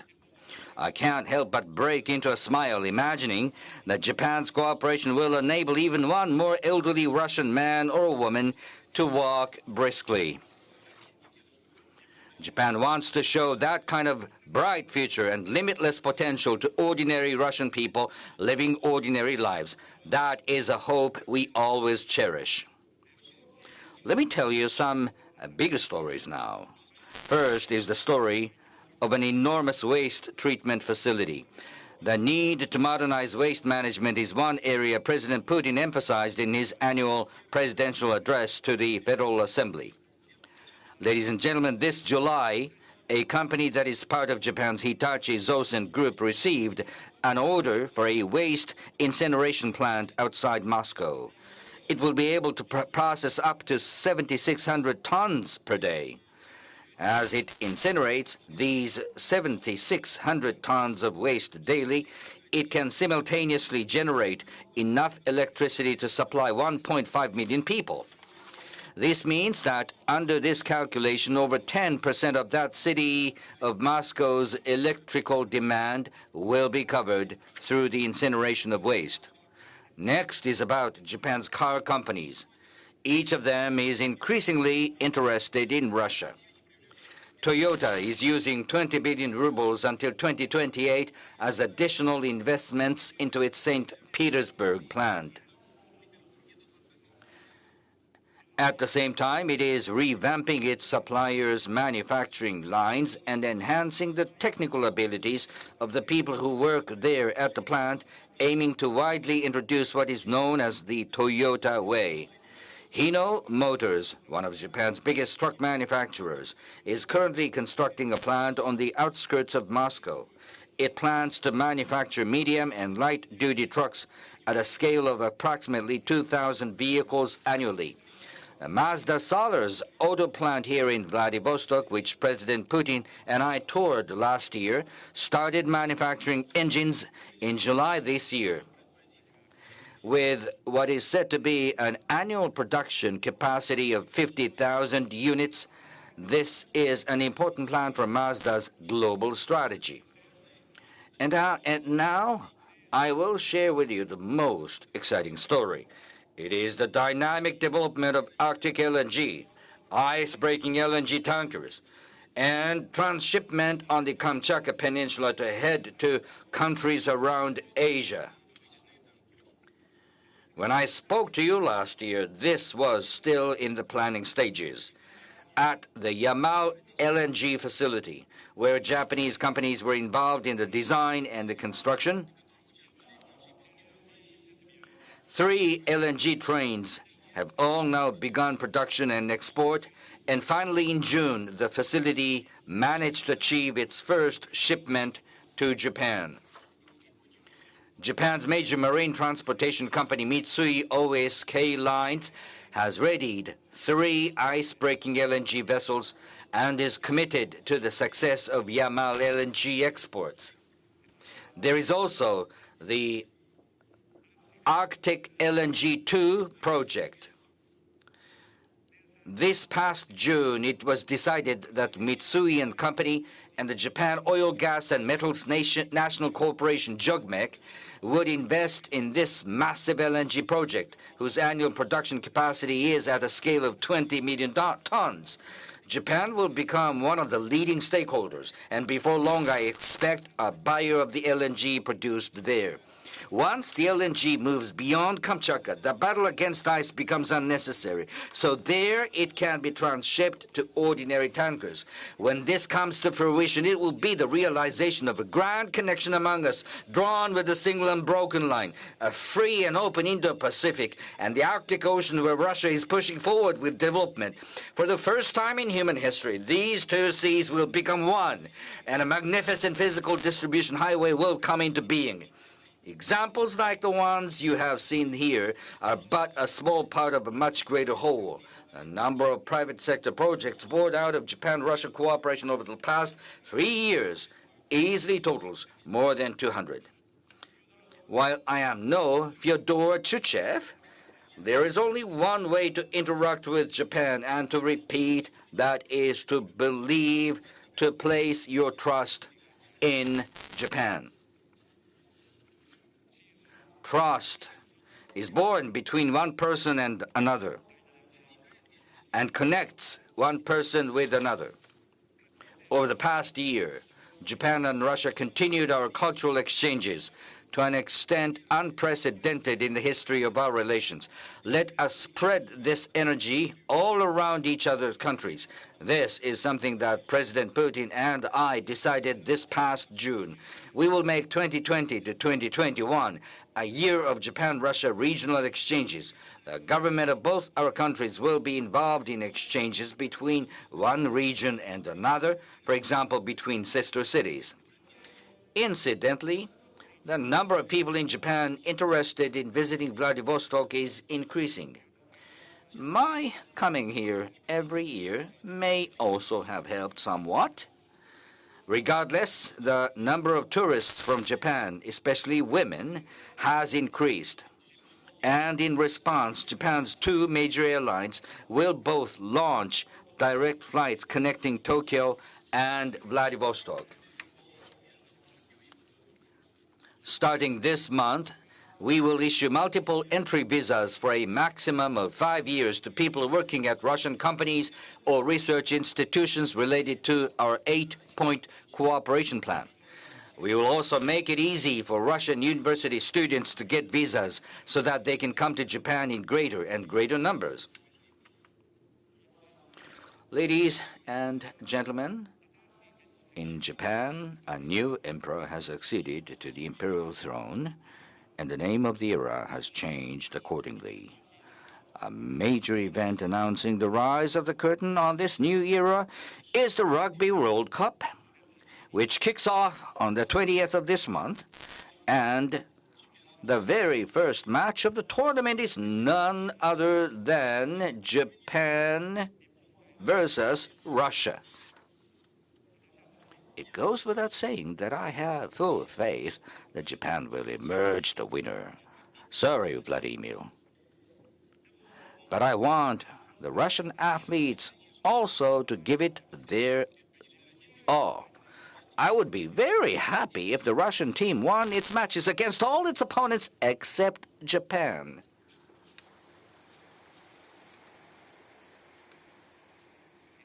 Next year, the Olympic and Paralympic Games await us, to be held in Tokyo. The time to entrust the future to Japan is now. That is the appeal I wish to make to all of you. It is now that Japan and Russia will together create the future. Against the backdrop of Japanese and Russians sharing the joy of work, and young people in our two countries sporting carefree smiles, let us each foster in the other, for the first time in history, the power to envision dreams together and the habits of doing so. Vladimir, you and I envisage the same future. So let us go forward, Vladimir, for the sake of Russia's young people, for the sake of the people in Japan taking on responsibility for the future. Next year marks 75 years since the end of the war. It also marks 30 years since the end of the Cold War. We made a firm promise in 1956 to build relations on the principles of peace, friendship, and good neighborly relations, never again going to war with each other or regarding each other as enemies.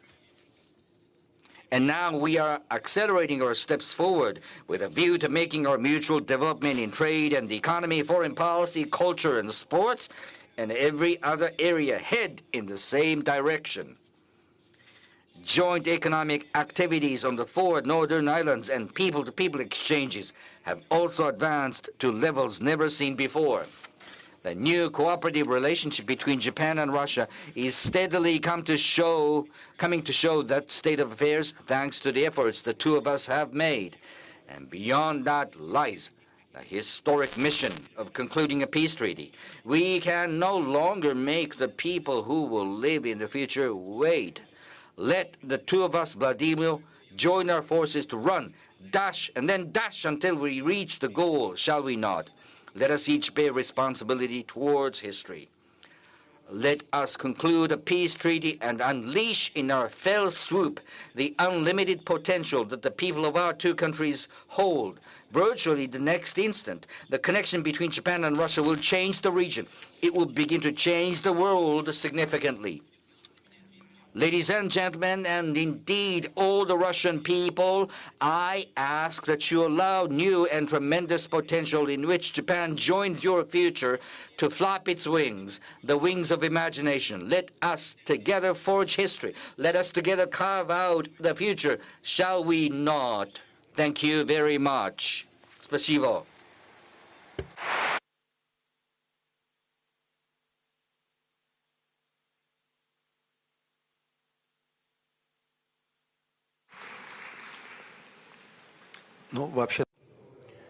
Strictly speaking, 1 year ago, the suggestion was made to conclude a peace treaty before the 31st of December of last year. I'm just a moderator, but let me add something to your very bright speech. One detail.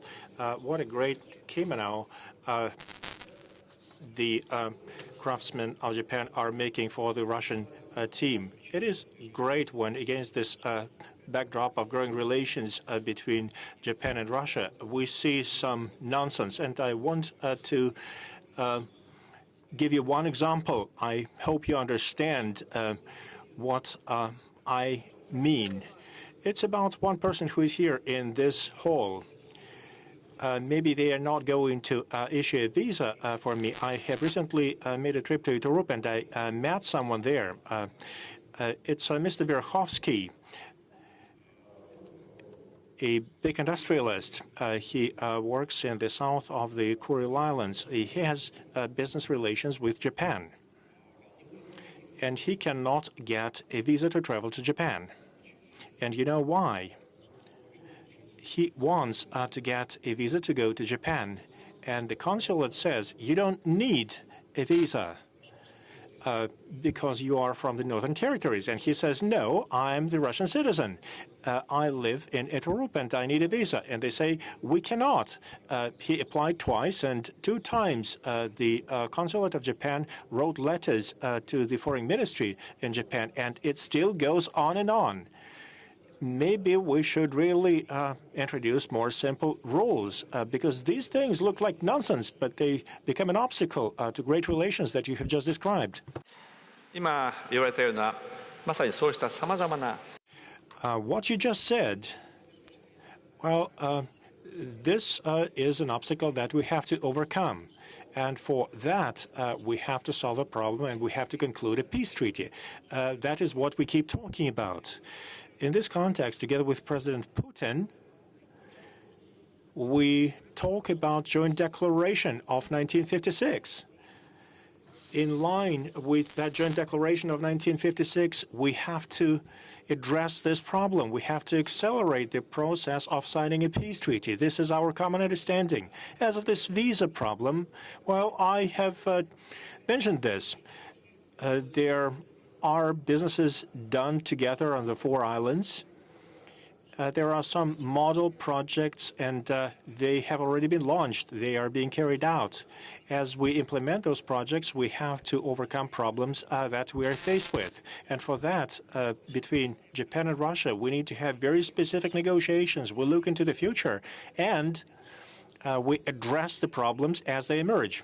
As of the visa issues between our countries in general, each side is going to take steps. One way or another, we're talking about a more liberal visa regime as of the rate of change. I hope that in the future, the changes will be happening more quickly. Will you issue a visa? According to the Japanese law, he does not need a visa, and he wants to get a visa as a Russian citizen.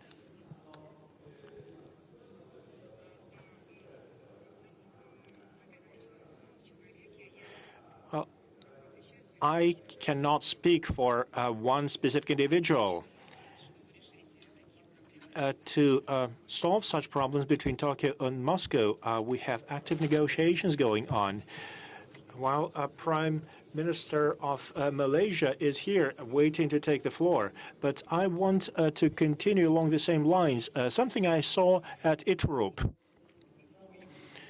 There are a lot of Japanese graves, and it's very appropriate that we have solved this problem, and Japanese ancestors of the people who are buried there can travel to the islands without having to get a visa to tend to those graves.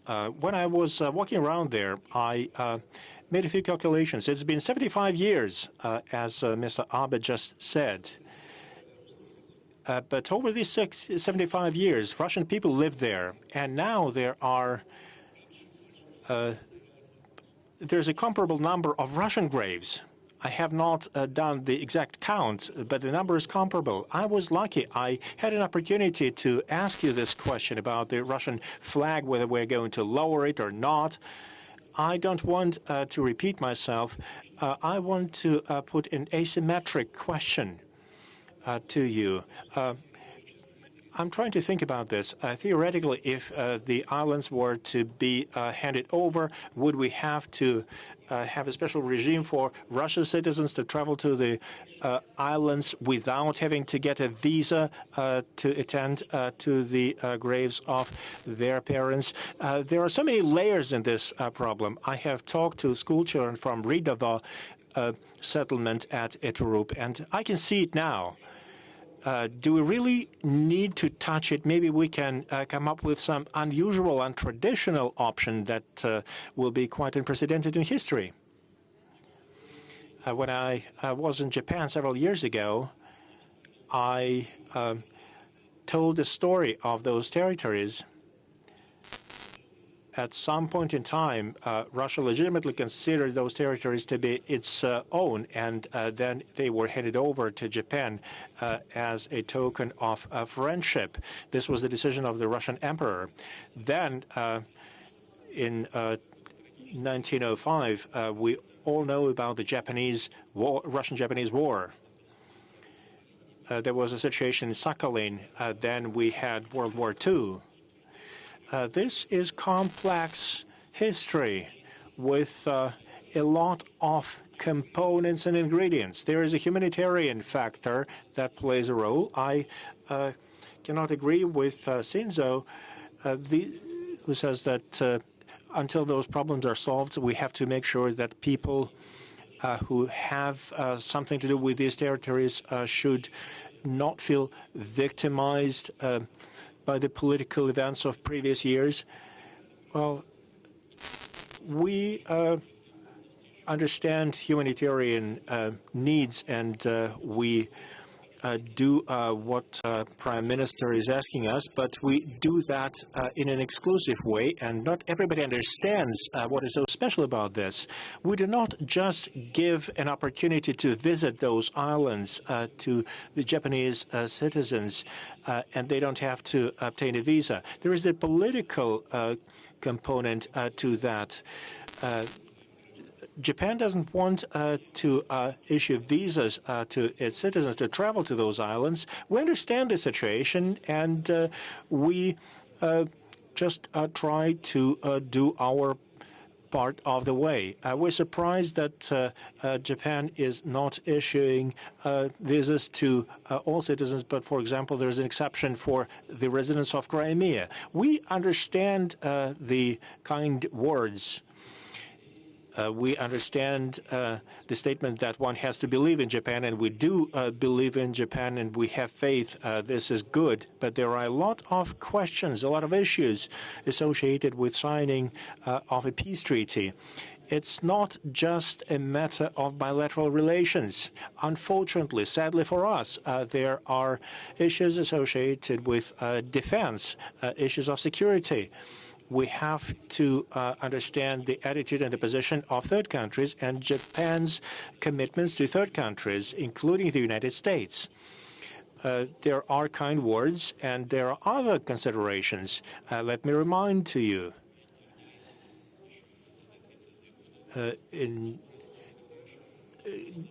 good word is good. However, kind words and Smith & Wesson works better than just a kind word. We have to remember that and take that into account. This phrase goes back to 1920s or 1930s. At first sight, it looks quite simple, but it's not. This is something we inherited from the past. But indeed, myself and Shinzo want to solve this problem. We can look at the Declaration of 1956 as the basis for full-scale settlement of our relations. We are going to work towards a peace treaty.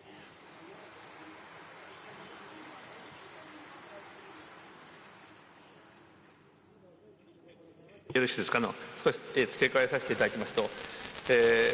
I may, I would like to add something.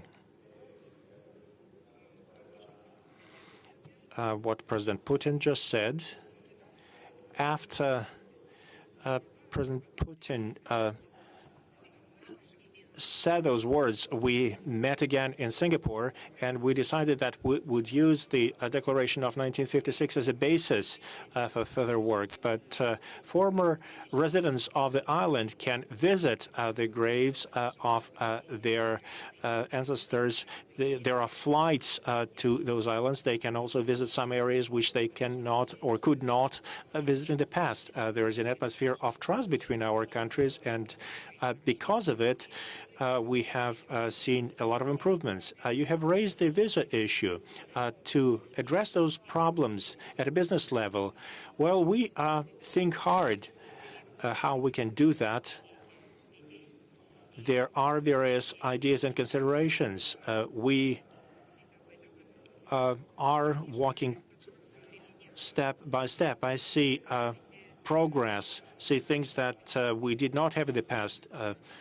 Well, you asked questions. If I were in a different position, I would think that we would have to consider humanitarian needs of people. That goes without saying. Let me introduce the new guest of the Eastern Economic Forum, Prime Minister of Malaysia, Mr. Muhammad. Most of the panelists were going to school. I went to the second grade at the time when Mr. Prime Minister became the Prime Minister for the first time. In the beginning of 80s, he is a politician with the biggest experience. Later, he became Prime Minister again. I have asked Mr. Prime Minister for the permission to say it. He is 94 years old. He's 93 years old and counting.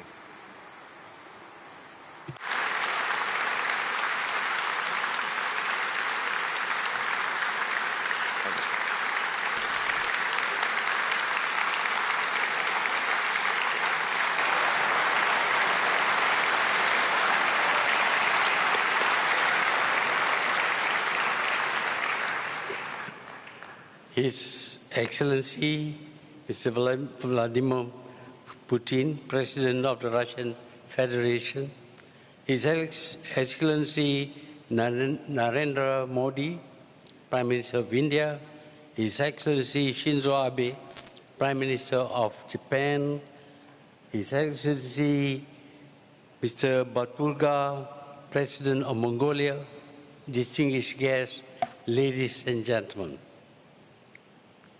Firstly, I would like to thank the government of Russia and Mr. Putin in particular, for this invitation to participate in the forum on the Far East. This is, of course, the first time I'm attending this forum, and I'm very interested indeed as to what you will be discussing at this forum. Now, after I've listened to what Mr. Putin has to say, I realize that Russia now wants to develop its eastern provinces. We have always had this impression that Russia is not paying enough attention to its Far East territories. But now we see that the interest is very real, and to us, this may mean the opening up of new markets for Malaysia. Malaysia is a trading nation. It is always looking for markets. And when any place is developed, then the potential for trade would be much more. However, I must admit that I and most Malaysians do not know much about Vladivostok. We know that it is in a very cold part of Russia, but practically none of us have visited this place as tourists or have shown any interest in having trade with this part of Russia. But now, obviously, there will be potential in the future as Russia begins to develop this part of Russia.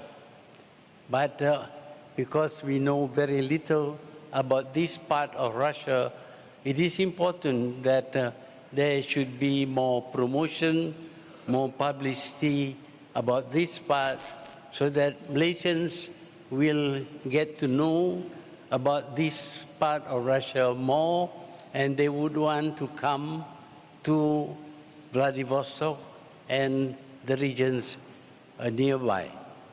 We know that tourism is one way of developing a country. Tourism has done very well in Malaysia, where the population is 32 million, but we have 29 million tourists a year.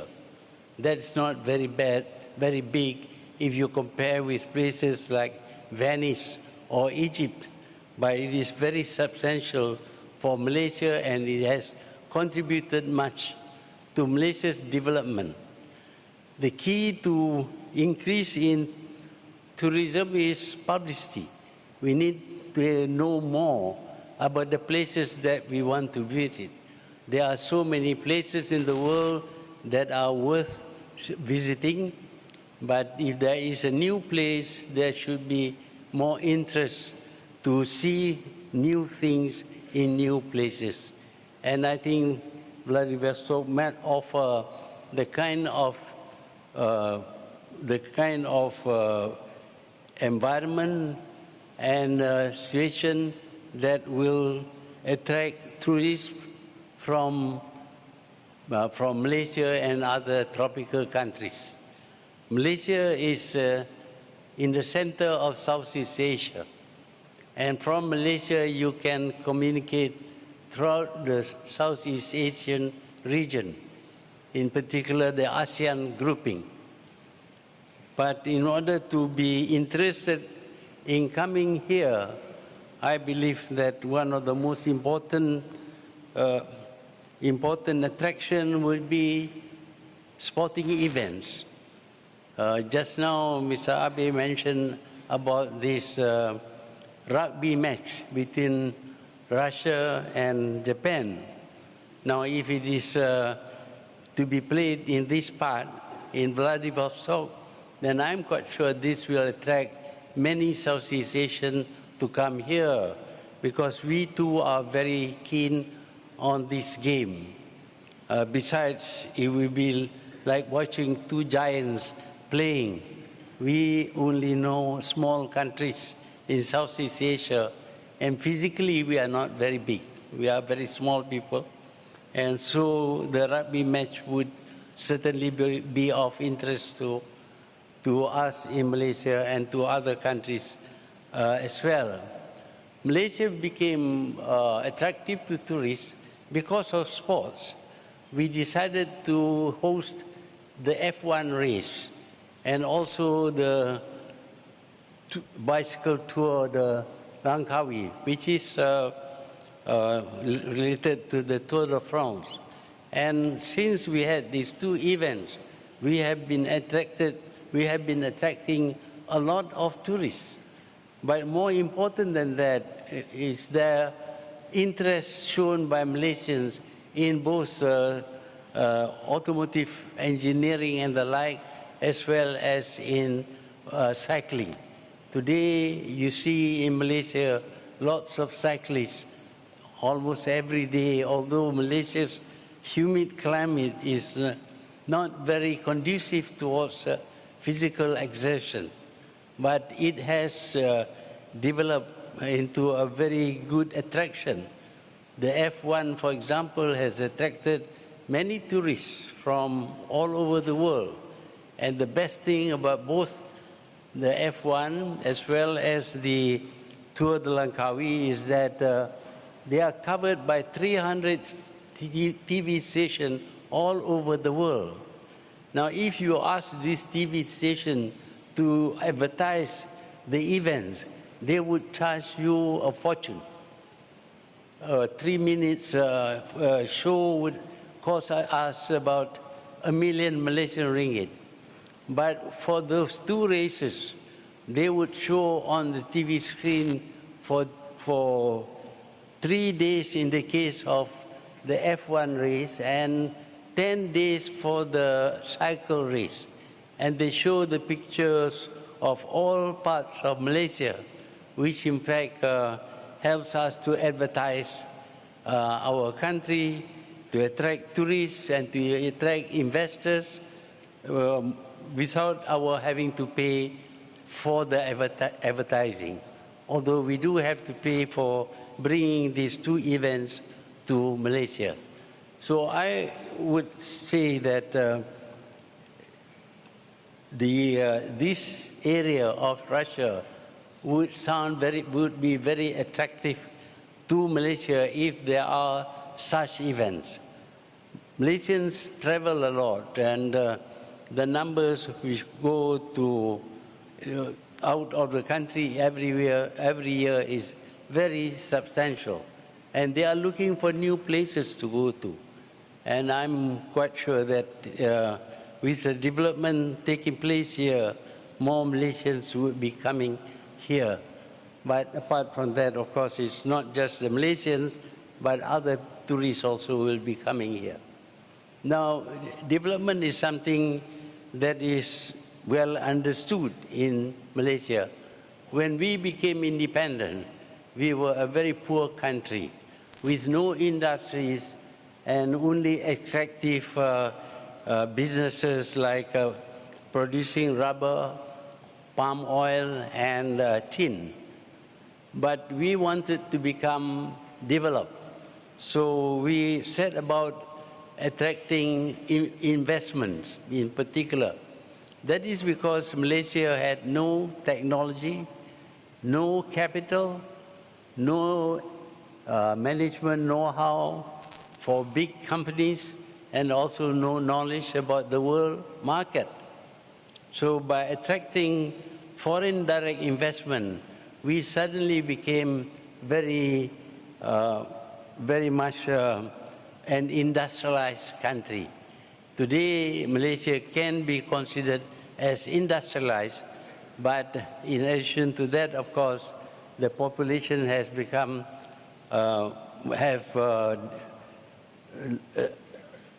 earn more income, bigger income, and the country itself has developed through the efforts of the investors and the private sector.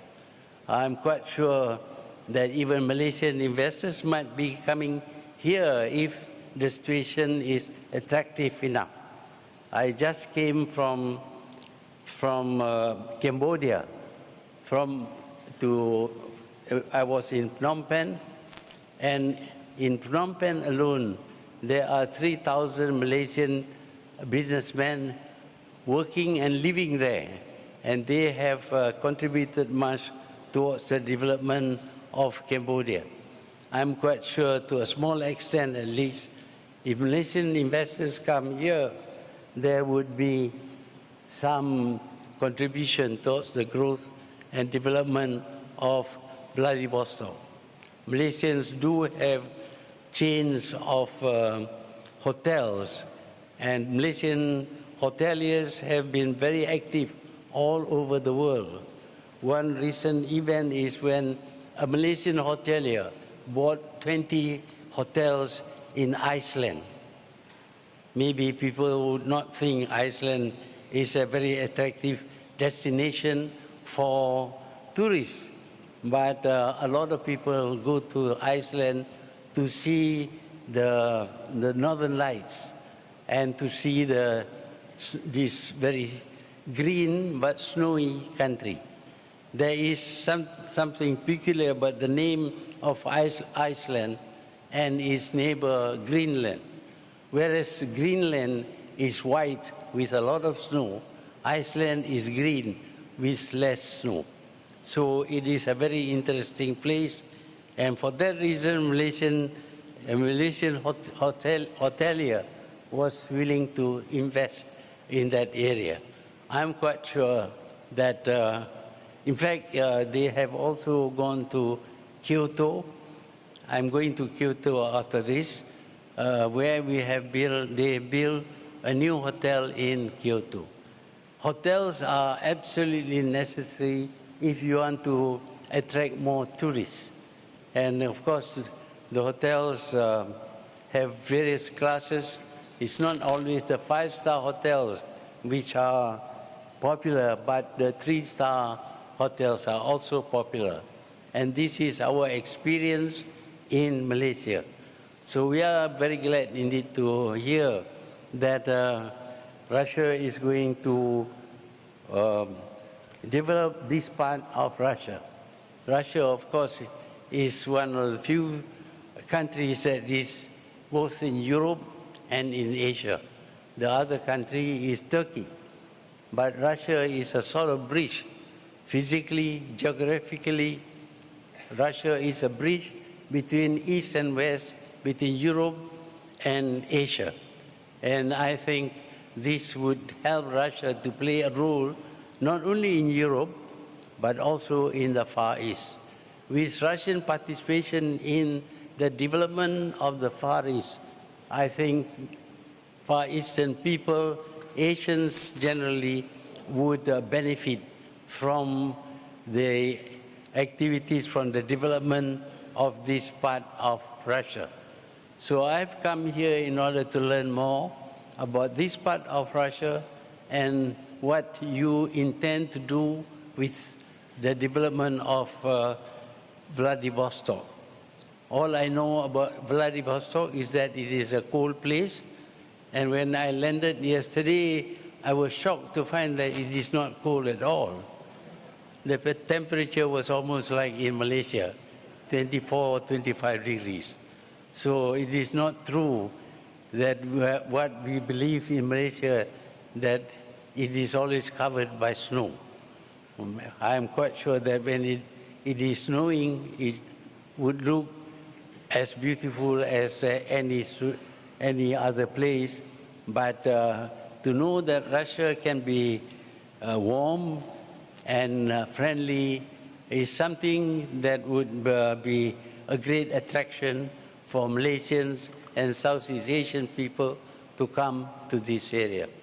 I would like to say that the relationship between Malaysia and Russia has always been good. I have met Mr. Putin a long time ago. We have met many, many times in different forums, and we have never failed to have bilateral talks whenever we found the time and the occasion. And I think it is through these bilateral talks that we develop our relation. When Russia first exhibited their warplanes in the Langkawi International Airtime and Maritime and Air Show, immediately there was more interest in the Russian planes, and there were sales made there. So Malaysia is really a good place to market your products. It will not only be for Malaysia, but it will also attract a lot of other countries in Southeast Asia. Certainly in the field of this equipment, the numbers of sales, I believe, of Russian products have increased. And we are looking forward towards greater cooperation with Russia in the field of education.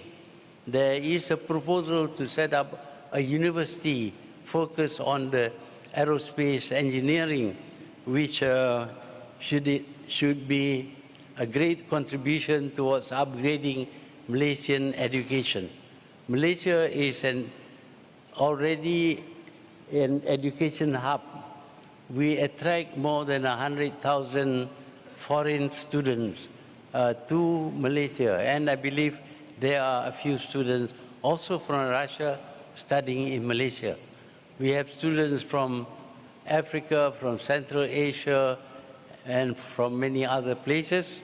And if Russia is going to promote its education and its, in particular, its engineering and aerospace knowledge, Malaysia is the place to put your university in. So I have had a long discussion with President Putin this morning, and I believe that we covered a lot of areas where we can work together, and I can see only benefit accruing from our closer relationship. So I would like to thank you once again for this opportunity to participate in this forum, and I hope that as a result, there will be greater cooperation and friendship between Malaysia and Russia for our mutual benefit. I thank you.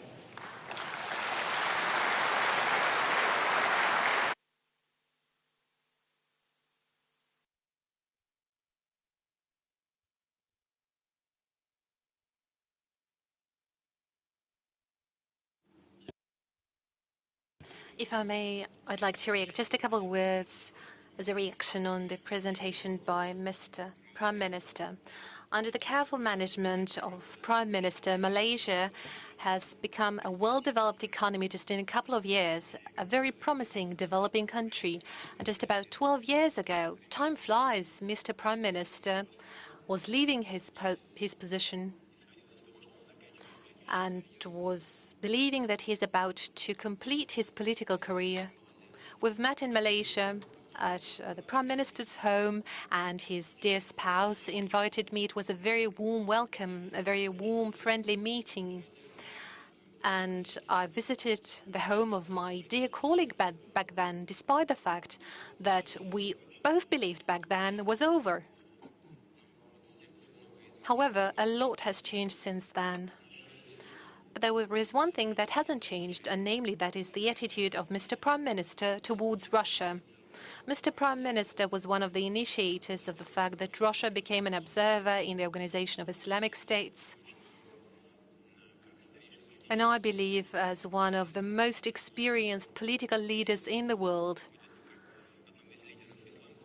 and one of the leaders of Islamic world, that kind of impact certainly goes beyond the borders of Malaysia, and it is indeed for me a great pleasure and joy to see that Mr. Prime Minister has honored us with his visit and keeps this warm welcome.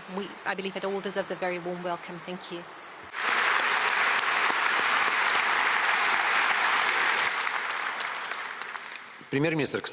Prime Minister, by the way, what do you think is the limit for being a politician? What is like the limit of age for being a politician? Well, at the moment, we have raised the age to 95.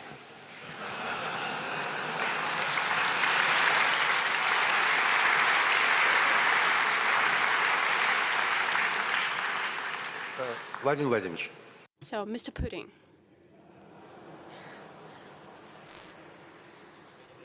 Well, I'm not up to that yet.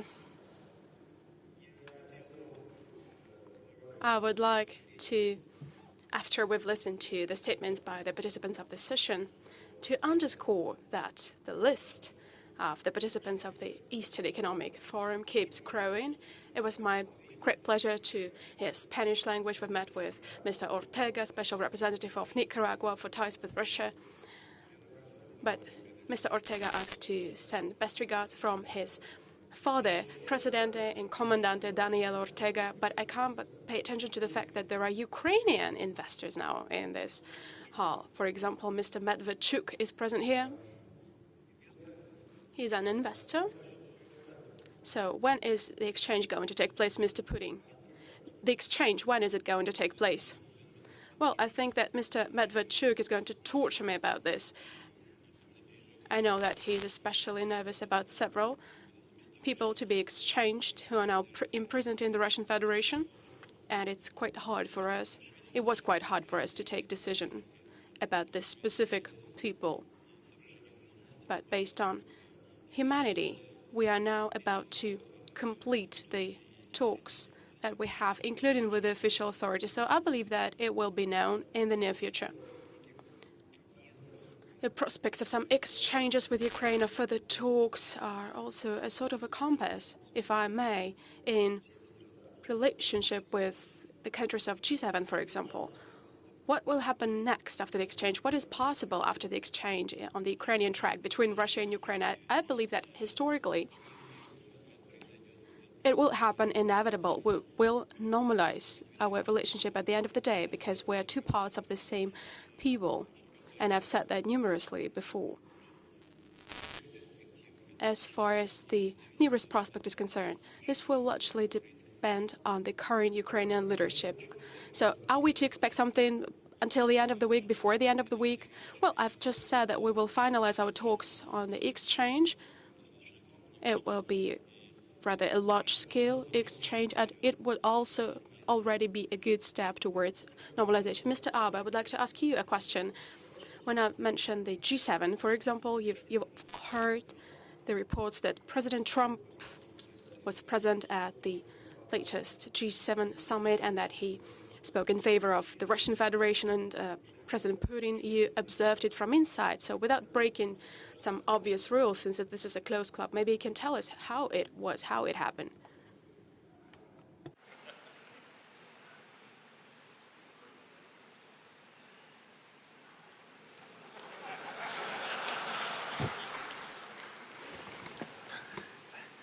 G7 の会合においてはですね、かつては G8 だったわけでありますが、やはりロシアのですね、様々な。As far as the G7 is concerned, we used to have G8 before.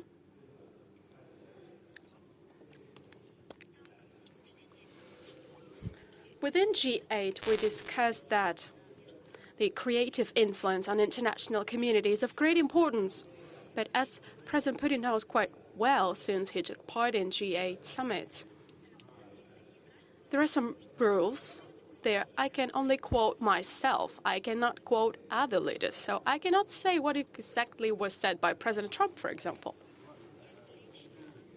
I personally said that to resolve global issues, an important role should be played by Russia's influence, Russian creative influence. Therefore, I raised this issue of the possible return of Russia to this format.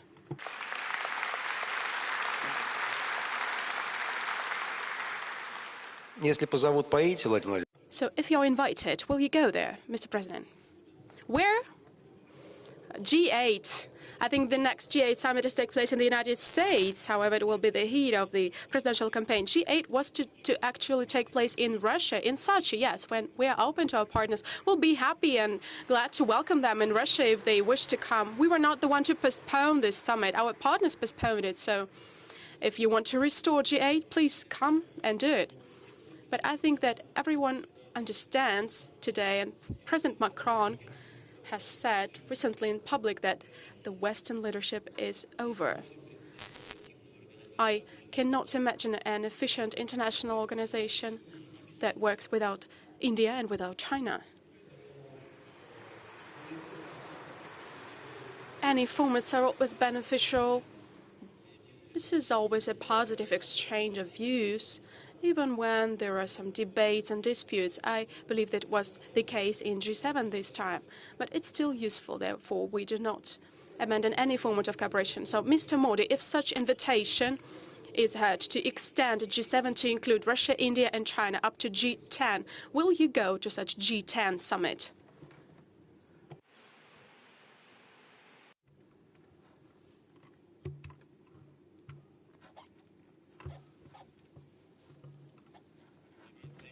It is true that,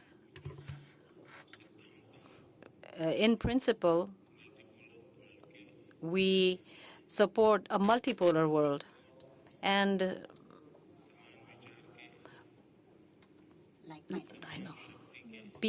countries that are like-minded is likely represented. And I understand, these people get together in different forums and they talk about various global issues. And so each of the forums has its own importance. This time, I had the opportunity to be part of the G7 summit as an observer. And whatever role we need to play as an observer is what we did. However, this question, if this question was placed in front of me from the G7 forum, that would you like to be part of this, then I think it would be appropriate to answer, because here my yes or no as an answer to your question, I don't think really it has any meaning.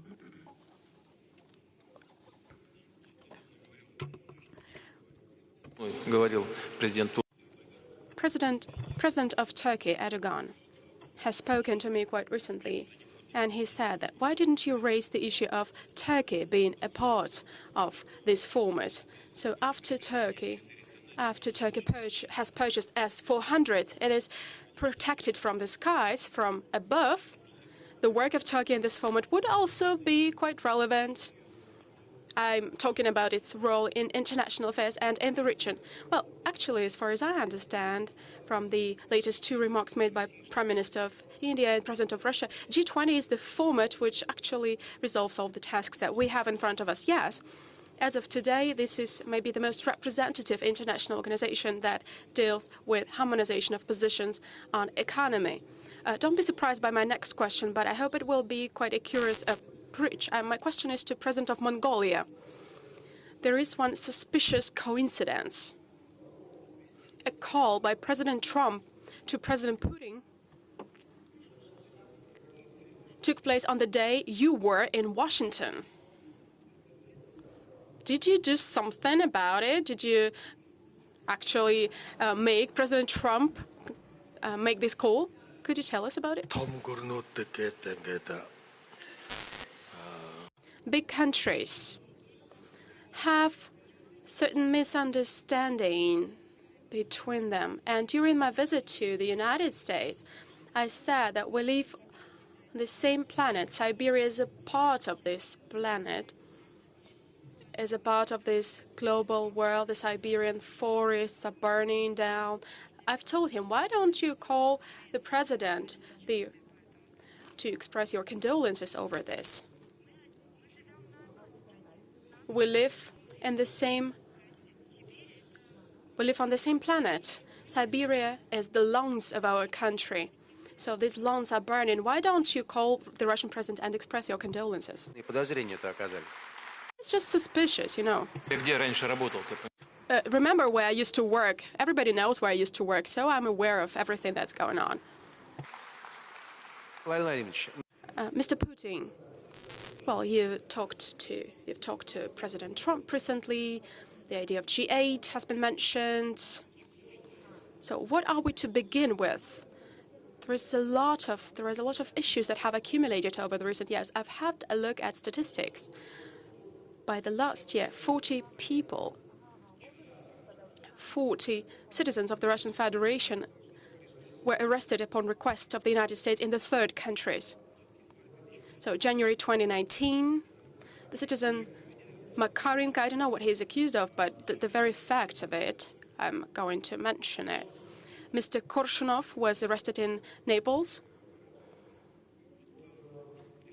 So is it easy to step over this, to turn this page over? How easy it is to restore dialogue against this backdrop? This practice is really bad, which makes our state-to-state relationship much more complicated, and I'm not making any jokes about it. We often see no foundation for the unfriendly acts of such nature. I have every reason to believe that this has to do sometimes with competitive fight. There are some criminal elements to it, maybe, but maybe our law enforcement agencies should have cooperated better on that. They should have signed an intergovernmental agreement, a document on how to act in situations like this. Such documents actually exist. The one of 1999, we had an agreement in 1999.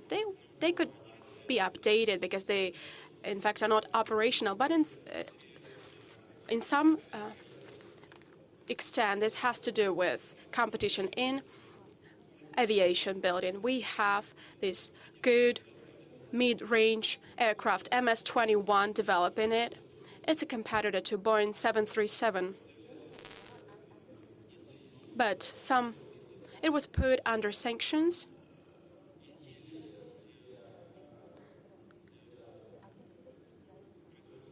A part of this aircraft, which is used for producing the wing, was placed under the sanctions list. It has nothing to do with defense, nothing. But we'll do it on our own. But cooperation would be actually important. And we were ready to purchase such U.S. materials, just the same as the U.S. is purchasing titanium from us in large quantities and producing Boeings from our titanium. But we'll do it anyway. It will take us some time, maybe a year or two, maybe a year and a half. It's already flying. This aircraft is already flying, and we will have these materials. And maybe it's a good thing that we will have our own materials. We will not have to depend on anyone.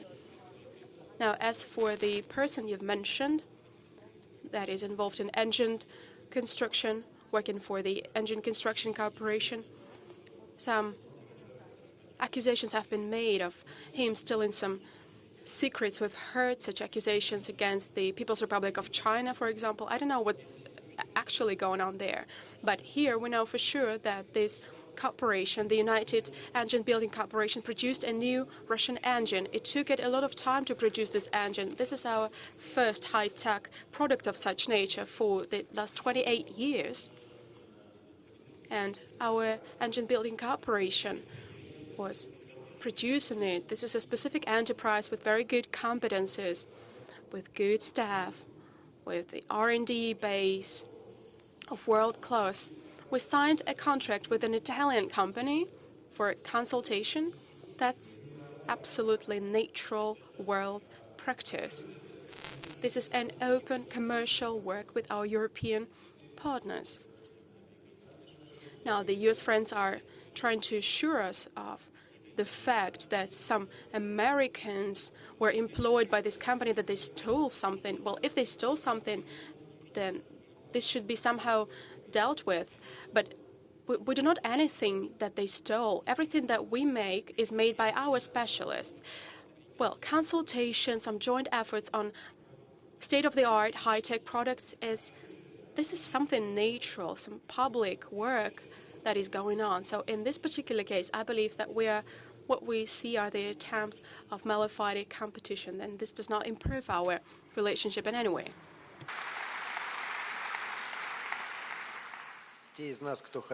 So those of us who want something good in the relationship between Russia and the West after all these years are looking at in depth at the details, and I promise that in just one step we'll go back to economic issues, which is the main topic of this forum. One more military and political question. I would like to take advantage of the presence of Mr. Abe here.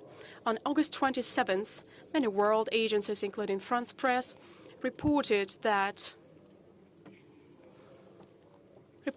the forthcoming supplies of U.S. missiles for air defense to Japan. So against the backdrop of the expiration of the Intermediate Range Nuclear Forces Treaty and about everyone knows about the peculiar characteristics of launchers in Romania and in Poland, I'm sorry about these long details, but against the backdrop of the treaty that was signed by Gorbachev and Reagan with regard to Europe, the Soviet Union destroyed all such missiles in Asia. This may transform the missile configuration in Asia. So 2 questions, Mr. Putin. Or if someone else wishes to comment, we'll appreciate it, of course. So 2 questions. First, what is your vision of the possible mechanism for control or limitation, whatever, of missile issues in Asia? Will it actually be required, especially given the emergence of U.S. missiles there? And the second thing, I promised I would go back to that. How are you to negotiate with Japan against this backdrop? You mentioned this military U.S. aspect, so that's it. That's the example of it. Our position with regard to U.S. withdrawal from the Intermediate Range Nuclear Forces Treaty is well known. There is no need to repeat it. It's not just that we do not welcome this step. We believe it to be counterproductive and destroy the international arms control system. We've said in public already that we're not going to employ, after the U.S. has tested such a missile, we are not going to employ this missile. We will produce such missiles, of course, in those regions where U.S. missile systems will not emerge, such land-based systems. The fact that the head of Pentagon has said that the U.S. is going to employ those systems in Japan and in South Korea does not make us any happy. This actually makes us quite sad. And it is also a reason for certain concerns for us. This was, by the way, the subject of our talks with Prime Minister on numerous occasions, even before the Americans produced such missiles. If they are deployed in Japan or South Korea, we understand that this is going to be done under the pretext of preventing the threat from North Korea. But even for us, it is going to pose a significant problem, a very serious one, because these missile systems are going to be able to cover a large part of the Russian territory, and in particular in the Russian Far East. And I'd like to remind you that 2 big military bases of ours are located here, as well as a base of nuclear-powered strategic aircraft carriers and ports, and Kamchatka in particular. And this is a serious matter. And in this particular context, of course, this is something we cannot overlook. And this is one of the factors that is going to be taken into account in our talks both with Japan and South Korea. So far, we do not know the response of our South Korean and Japanese partners to that initiative. Prime Minister and I have not spoken about that today. Incidentally, on many occasions, we drew attention to the fact that launches, MS-21, can not just be used for anti-missiles, interceptor missiles, but also they can be used for offensive missiles, even though the Americans are trying to say that this is not the case. But they have tested these launches with offensive missile systems. So this launcher can be part of offensive weaponry. So we were right. So I assume they were trying to lead us astray. But we have no illusions about that, we understand, and we are going to respond appropriately. まずはじめに誤解を解かなければいけないんですが。First and foremost, I would like to say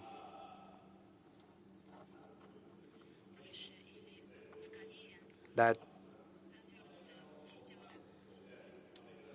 in Poland or in South Korea, there are ABM systems deployed, but they do belong to the US and they are managed by the US. Japan, on the country, has an ABM system on its own, and it is managed by Japan and is not under the control of the US. So, yes, this initiative also stipulates that such systems are going to be under control of Japan. So this is absolutely different from the missiles that are deployed, for instance, in Poland. Now, as far as Japan's defensive system is concerned, North Korea has several hundreds ballistic missiles at its disposal. So in order to protect ourselves, we decided to implement an ABM system of our own. The launch of a ballistic missile goes contrary to UN Security Council resolutions, and of course it's distressing, but to protect our country from such conduct, we have to deploy an ABM system of our own. Now, as for the deployment of American systems in Japan, we have not received any proposal to that effect from the US. What we have in Japan right now belongs to Japan. It's Japanese property, and it is meant for the protection of our country. So even technically, for instance, to launch a Tomahawk missile from such systems we have is impossible.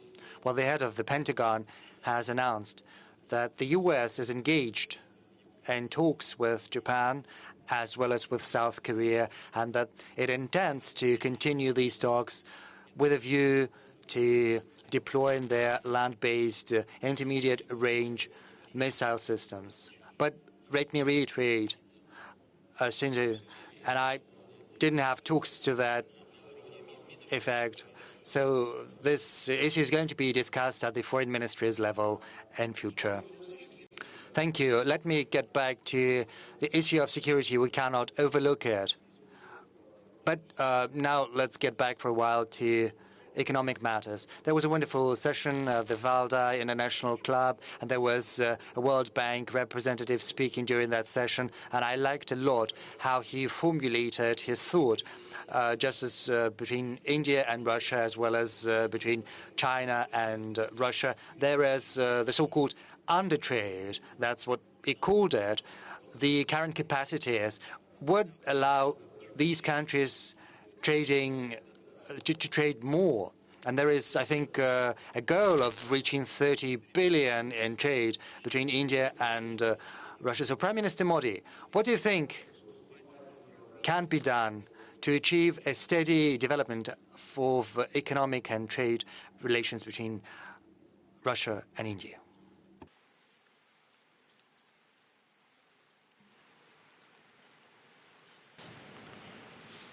आपने बहुत ही सही सवाल पूछा है और world bank का जो ये ऑब्जर्वेशन है उसमें काफ़ी सच्चाई है, बहुत संभावनाएं हैं और अभी तक हम पूर्ण सामर्थ्य के साथ अनेक विविधताओं के साथ जितना करना चाहिए उसमें हमारी गति भी कम है और हमारा व्याप भी कम है और ये बात भारत रशिया दोनों मानते हैं। ऐसा नहीं है कि हम दोनों इस बात को नहीं मानते। आपको मालूम होगा कि एक समय ऐसा था कि जिसमें रशिया और भारत का संबंध ज़्यादातर बायर और सेलर का था और वो भी शस्त्रास्त्रों की खरीदी करने वाला भारत एक खरीदार था। आज ऐसी स्थिति नहीं है। चाहे डायमंड हो, चाहे ऑयल हो, चाहे एनर्जी सेक्टर हो, रशिया का भारत में भी इन्वेस्टमेंट हो रहा है, भारत का भी रशिया में इन्वेस्टमेंट हो रहा है, टूरिज्म हमारा बढ़ रहा है, हमारे पॉलिटिकल एंगेजमेंट भी बहुत बड़े हैं और रशिया भारत का बहुत पुराना विश्वस्त मित्र रहा है।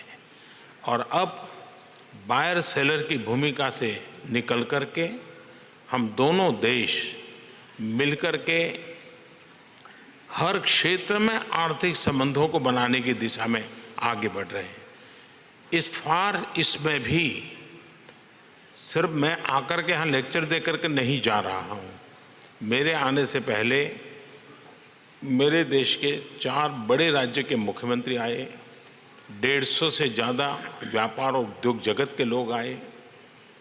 इसके पहले मैं जब सेंट पीटर्सबर्ग आया था तो यहाँ के सारे गवर्नर्स वहाँ आए थे, मैंने उनके साथ संवाद किया था। तो एक प्रकार से हमने जहाँ जहाँ पोटेंशियल है उसको आइडेंटिफाई कर रहे हैं।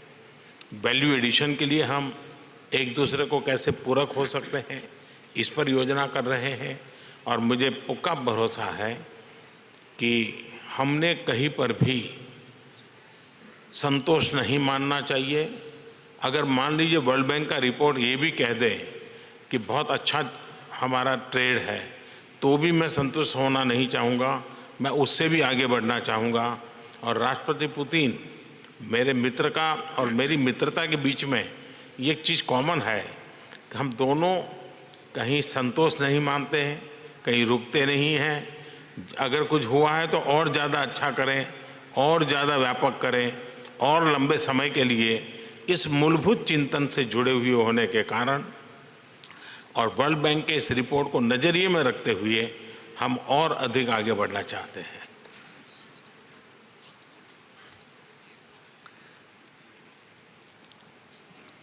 Еще в таком случае вопрос по поводу того, куда стремиться больше.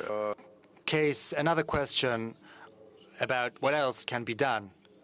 Well, of course, I read before this meeting, and I understand that you've got a topic you like very much, that is youth. And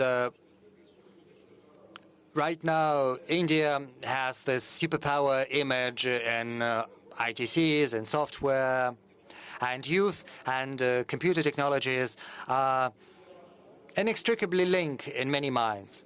So within this economic exchanges, what can be done? What about youth and economic? How do they intertwine together? How are they supposed to work together? Analysis is Bharat दुनिया का आज सबसे युवा देश है। Information communication technology में भारत ने अपने एक महारत हासिल की है, लेकिन हम कैसे आगे बढ़ते हैं? मैं पिछले वर्ष एक इनफॉर्मल समिट के लिए मैं और राष्ट्रपति पुतिन सोची में 2 दिन रहे थे। कोई एजेंडा नहीं था, ऐसे ही हम लोग मिले थे। और बाद में मुझे वो एक एजुकेशनल इंस्टीट्यूट देखने के लिए ले गए थे और मैं बहुत प्रभावित हुआ था। और बाद में वे जब भारत आए तो मैंने उनसे बड़ा आग्रह किया था कि आप सोची से जो आपके होनहार स्टूडेंट्स हैं उनको ले आइए। हमने भारत के भी अलग अलग यूनिवर्सिटी से वैसे ही स्टूडेंट एकत्र किए और उनका एक हैकेथॉन किया टेक्नोलॉजी को लेकर के। यानी एक प्रकार से meeting of mind, innovations and something to दुनिया को डिलीवर करना, वो बहुत ही अच्छा प्रयोग रहा। अब भारत से बच्चे सोची में आएंगे तो ये student exchange for innovation and technology, startup एक बहुत बड़ी ताकत आज भारत की उभर कर रही है। हम दुनिया में पहले 3 में हमने अपनी जगह बनाई है। भारत के यूथ उसमें इनिशिएटिव ले रहा है। हम उसमें दुनिया के इस प्रकार का जो इनोवेटिव माइंड के यूथ है उनको हम जोड़ना चाहते हैं, तो उसके द्वारा भी कर सकता है। सामान्य जन के लिए अब टेक्नोलॉजी अनिवार्य हो गई है। हम टेक्नोलॉजी को जीवन का एक एक्सटेंडेड हिस्सा मान करके ही चलना होगा। तो एक कॉमन गुड्स के लिए हम टेक्नोलॉजी का ज़्यादा इस्तेमाल कैसे कर सकें और उसमें Russian brain and Indian brain मिल करके उस काम को कर सकते हैं। मैं समझता हूँ हमारी युवा शक्ति इस विषय को लेकर के काफ़ी कुछ कंट्रीब्यूट कर सकती है। Владимир Владимирович, премьер-министр сейчас имел в виду, естественно, закончился перевод, да? Владимир Владимирович, премьер-министр сейчас... Yes, of course, Prime Minister has just been speaking about Syria school in Sochi. And indeed, there are wonderful young people there. And there are also those from the Agency for Strategic Initiatives, but other young people who take to the streets. What about these young people? Are these young people your people? Those people who have taken to the street. Yes, it's very strange here. The sound goes into the audience, but it doesn't go here on the podium. So there are young people from Sirius, young people from the Agency for Strategic Initiatives, and there are people, young people who have taken into the streets recently. Are they your young people? Well, listen. Shinji has said that people are faster in Japan, and it's good. And in Russia, for instance, in Chechnya or in Dagestan, they are still going as slowly as they used to, but the birth rates are higher in Japan, so it's the matter of what you spend your nerves on, as it were. I assume that all of us, primarily young people, have to spend their energy on creative processes. When people express their points of view during acts of protest, I believe, and I said that before, have the right to do so. Sometimes this can bring about positive results because it is sort of a shake-off for the power. It helps the authorities reconfigure in a way that makes it efficient, more efficient in addressing the issues people are faced with. But these actions have to take place in a positive vein. They do not have to pursue their self-serving, narrow interests. No, they have to be guided by the common interest, by the interest of the people, and they also have to act within the framework laid down by the law. And this is a point of view I've always adhered to. I still do. And the practice of such actions in Russia and elsewhere says that I'm right.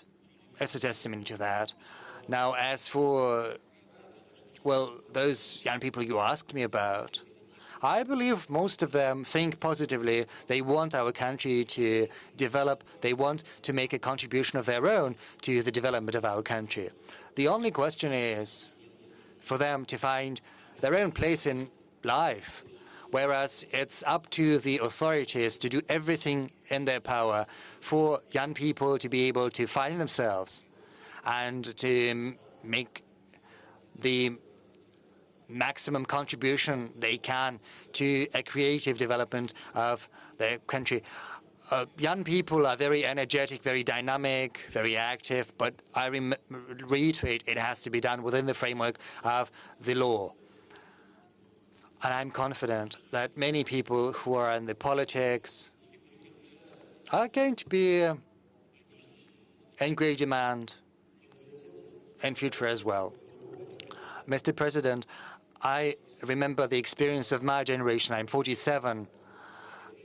Guys and I, in the 1990s, early 90s, we went to different rallies. As I remember one rally against Article 6 of the Constitution. There were students and we went against that article saying that the Communist Party was the core of the political system. But when we approached Zubovsky Boulevard, we were very close to the rally, and I think there were several hundreds. people, and we went to the Politburo to retire. And, well, it turned out when we went to the rally that it was very easy to lead young people astray. The attitude towards everyone has to be equal and the same as part of the law. Yes, thank you. Now, we spoke about some security issues, and I'd like to ask something about politics. I saw the audience, and I saw Mr. Medvedchuk, and I remembered the announcement of President Zelensky, who said that the Party of Life was getting foreign funding. Did you see this announcement? What's your attitude to that? No, I didn't see that announcement, but if it did take place, then it says that the current authorities in Kiev run the risk of encountering the same problem, of making the same mistake that was made by the previous government in the person of previous President Mr. Poroshenko. If the current authorities begin their political path from and by persecutions against the opposition, nothing good is going to come out of this. As far as I understand, there is opposition in the parliament, which wields a great deal of support and trust of the voters, which was confirmed during the elections. So it would be very strange if the authorities decided to introduce tighter rules. The opposition is not taken to the streets. They are not trying to violate the legislation or the constitution. And I think it would be a mistake if attempts were made to prevent them from exercising their rights under the Constitution. Very briefly, we touched upon an issue that is very important to everyone present here. That's the issue of Iran and sanctions, and the third phase of the withdrawal from the JCPOA. Prime Minister Abe, recently you've been to Iran. Incidentally, it was very interesting to see this picture, this image of the Japanese side and the Iranian side on the other side. It was not a coincidence that you went there. So what do you think about this future of the JCPOA? What are your relations with the countries involved in this discussion and this conflict, which is also related to the freedom of navigation? So what's the way out? 日本はまずこの核合意については支持をする立場であります。 As for Japan, then we have long talked to the US that we have our very own opinion. And concerning Iran and the nuclear deal issue, I wish that it would be resolved through negotiations. Japan has historically friendly relationships with Iran, and I've always considered that we need to use, in the best possible way, those friendly ties. That is why I visited Iran and I talked to the president, Mr. Khomeini, and he said very clearly that Iran is not going to produce or use nuclear weapons. He said that very clearly. The supreme leader said it. As for the president of Iran, he said the following: we will strive to establish a dialogue and resolve all the problems through dialogue. And Japan provides support. As for our resources, we really use a lot of resources from the Middle East, and the energy resources coming from there are very important for our country. So security of tankers coming from there is very important for us. We need to ensure security there, and France is doing a lot, and Japan is doing a lot to ensure security. We will use our friendly ties, our historically friendly ties, in future, and we have talked about it with President Putin as well.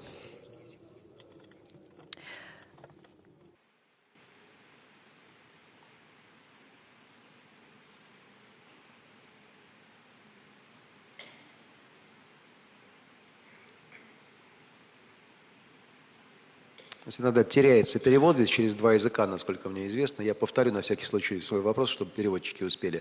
Будет ли Индия, собирается ли India, is India going to send its naval forces to the Strait of Hormuz from the Gulf to the Indian Ocean, where the Persian oil is going through?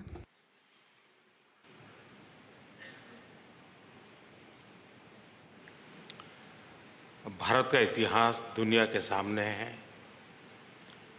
UN का जो peace keeping force है उसमें सबसे अधिक योगदान करने में भारत की बहुत बड़ी भूमिका रही है।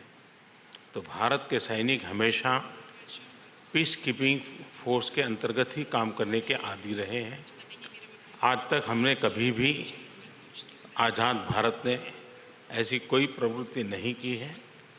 ये सही है कि प्रथम और दूसरे विश्व युद्ध में, जो कि न ही हमारा एजेंडा था न ही हमारा मिशन था, लेकिन दो विश्व युद्ध में भारत ने करीब 1.5 लाख लोग हमारे शहीद हुए हैं।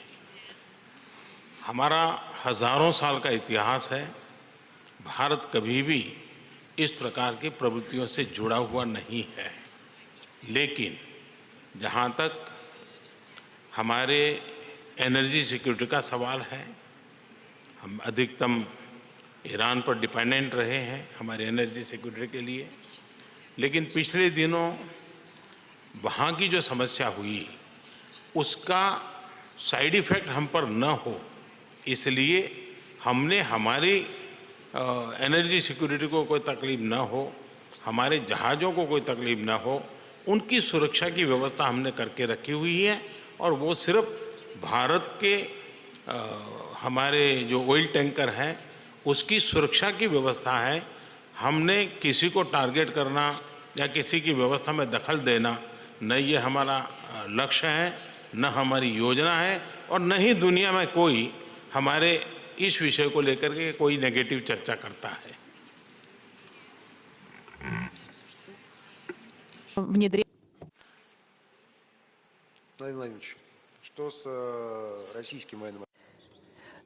So, Mr. Putin, what about Russia's military presence? Because in Soviet time it used to be the case.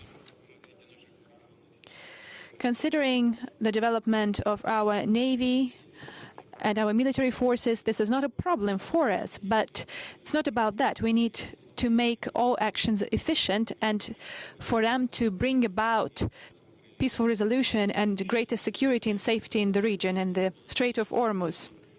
Several years ago, Russia presented an initiative to create an international mechanism with the participation of all the interested countries in the region and all those wanting for those routes to function properly, involving Russia, the US, and Asian countries. In future, we could even create a special international organization to resolve any issues arising there. We are discussing that with my colleagues, including with our Chinese partners and with our partners from other countries. We'll see what it will lead to, but Russia is interested for the situation to become less tense, and all actions should lead to a calmer situation and to resolve the issues around the Iran nuclear program based on the previously adopted international documents, which were confirmed by the relevant resolutions of the Security Council of the UN. In this case, the last question regarding security, there's an interesting change in the world. Considering the UK, US, there are 3 countries in NATO, but there is also Russia, India, and Pakistan in another organization, but a lot depends on various agreements when it comes to strategic stability. In your address to the Federal Assembly 2 years ago, you talked about new types of weapons, the supersonic weapons, hypersonic weapons. Could they become a part of a greater deal with the Americans?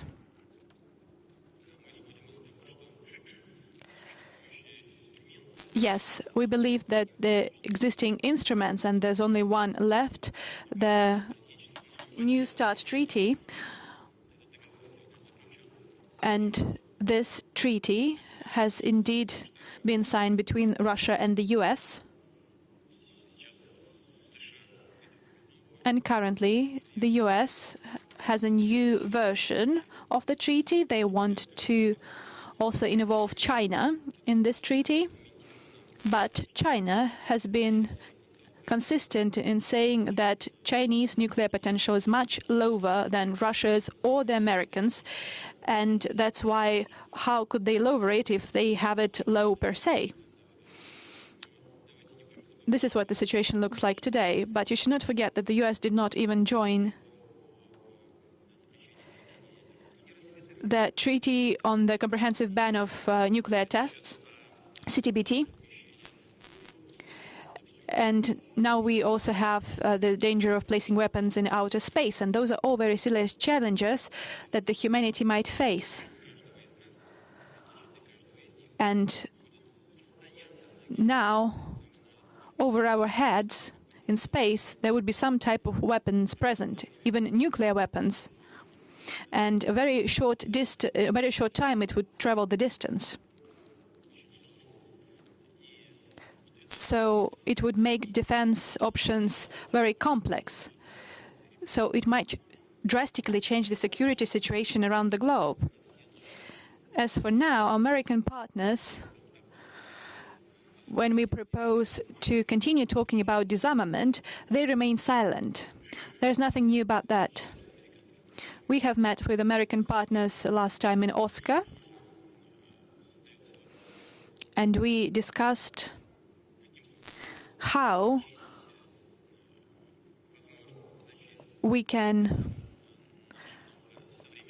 possibly account for our new weapons, especially hypersonic missile systems,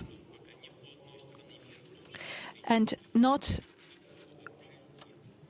country in the world has weapons like that, even the US. So I said maybe you could sell such weapons to America, and then we could even the balance. But they say that maybe they might produce such weapons themselves, maybe, but then why would they spend the money if we have already spent the money and we can gain something from them? It would not be a breach of our security, but would help to create a balance. We can also talk what could be accounted for when we talk about various types of weapons and launch vehicles. Russia is ready to talk about that, but so far we have not received a coherent response from the US. Our session has been going for a long time, so maybe we should talk about the last major topic, and it is a common topic for us, as the president of Mongolia asked to call you regarding the forest fires. He talked to the American president. However, you might think of nature and the problem of the climate change. There are different versions, but we are not talking about that. But we see some unprecedented changes around the world. It's not about satellite connectivity and us knowing faster about, say, the forest fires in Brasilia than elsewhere. We can just observe that there are great changes. I like to collect mushrooms, and until last year I collected mushrooms in October. So maybe you actually set the forests on fire. No. So I only collect mushrooms in Moscow, in the Moscow region. This is a very complex topic, so I would like to apply it to the participants of the session. Russia likes it that the Arctic Ocean gives more time for marine traffic that doesn't have ice coverage, but at the same time we know that on the shore, the fact that we see snows melting and permafrost melting, and I have witnessed that rivers are not covered in ice, and that's why there's a problem with deers, and they cannot cross the rivers, etc., etc. This is a common topic because Russian Arctic oil and gas will pass through a new route, which was named by the prime ministers of India and Japan. And the problem with the Siberian forest fires reaches Mongolia. So we have a climate agreement, so maybe we should implement that, but I guess we should do more. Let's start with the president of Mongolia, who first addressed the topic, what could we do together, seriously do together in order to combat this problem. As I've already said, we live on the same planet. Those are all our mistakes. Those are all our problems. And today, waste has become a truly global problem. Just like air pollution, environmental pollution, there are companies with a certain status, and they should make a contribution into environmental protection. Perhaps they could dedicate 1% of their overall income in order to combat environmental damage. And we have a major company which contributed 1% of their revenue to the environmental foundation. So perhaps we could create a global environmental foundation and to call upon the companies to dedicate a certain percentage of their revenue to this foundation. Perhaps within the G20 or within the G7, we do not have another planet to spare, so we need to be responsible when we talk about our future. And India, you have the task to make India the first country to use electric mobiles by 2030. But then you have to make them using coal, oil, gas. How could you combine that?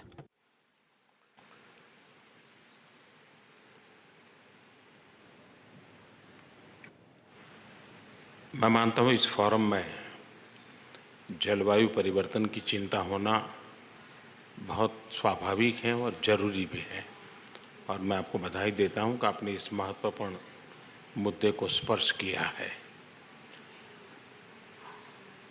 आज हमें जो कुछ भी नसीब हुआ है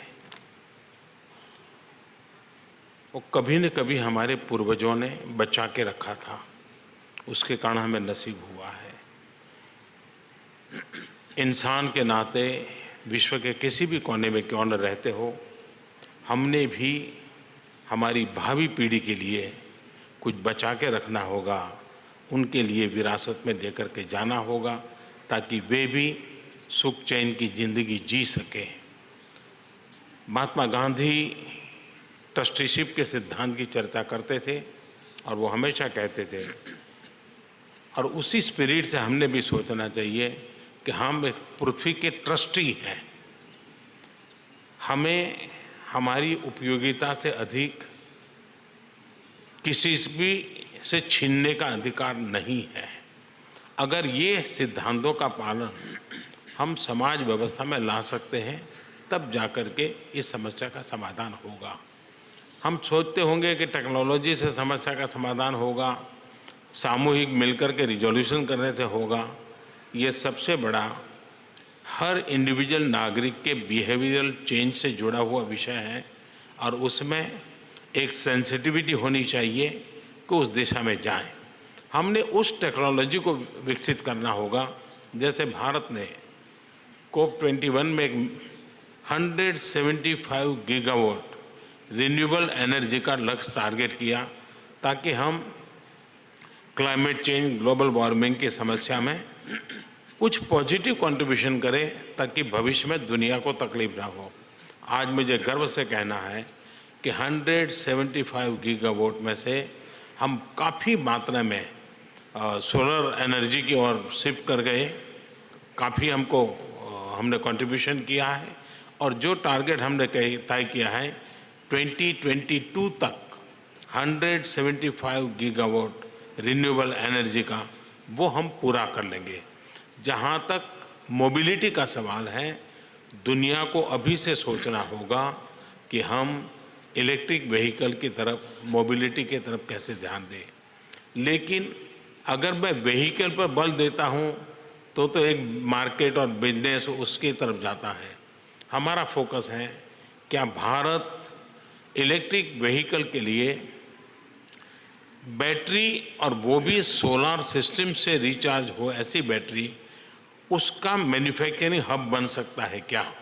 और इसलिए हमने हमारी जितनी भी नीतियां बना रहे हैं, उस नीतियों के केंद्र बिंदु में हम पहले प्रमोट करना चाहते हैं बैटरी का निर्माण। एक बार जैसे मोबाइल फ़ोन इसलिए पॉपुलर हुआ क्योंकि धीरे धीरे उसकी बैटरी छोटी होती गई और उस बैटरी की ताकत भी बढ़ती चली गई, 12 घंटे, 24 घंटे, 36 घंटे। उसके कारण मोबाइल फ़ोन की अफोर्डेबिलिटी बढ़ गई। वैसा ही इलेक्ट्रिक व्हीकल में भी बैटरी सबसे बड़ी महत्वपूर्ण विषय रहेगा। और एक मेरा मिशन और है भारत में क्लीन कुकिंग का। हमारे यहाँ करीब 250 फैमिलीज़ हैं, घर हैं जिसको कहें। 250 मिलियन अगर हमारे यहाँ ये है तो मुझे 250 मिलियन घरों के लिए क्लीन कुकिंग के लिए मैं सोलार सिस्टम से चलने वाली एनर्जी सिस्टम डेवलप करना चाहता हूँ। उनके लिए उसे बैटरी व्यवस्था विकसित करना चाहता हूँ ताकि सोलार सिस्टम से एनर्जी स्टोरेज भी हो और उसी से कुकिंग भी हो, ताकि हम एनवायरनमेंट को बहुत बड़ी मदद कर सकते हैं। मैंने इस क्षेत्र में काम करने वाली कंपनियों को चैलेंज रूट पर आने के लिए इनवाइट किया है। आप कल्पना कर सकते हैं कि 250 मिलियन इस प्रकार की बैटरियां ना बहुत बड़ा मार्केट है। अगर इस मार्केट को ध्यान में रखें तो कार मैन्युफैक्चरिंग के मार्केट को भी बहुत बड़ा, उसके कारण एक प्रकार से क्रॉस सब्सिडाइज हो जाएगा। तो हम उस पर भी बल दे रहे हैं। लेकिन ये बात सही है कि मोबिलिटी के क्षेत्र में ये बहुत बड़ा बदलाव अनिवार्य है।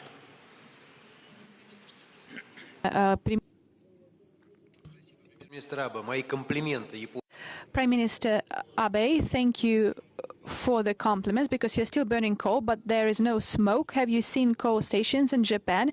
You should probably disseminate it around the world. The same question goes to you.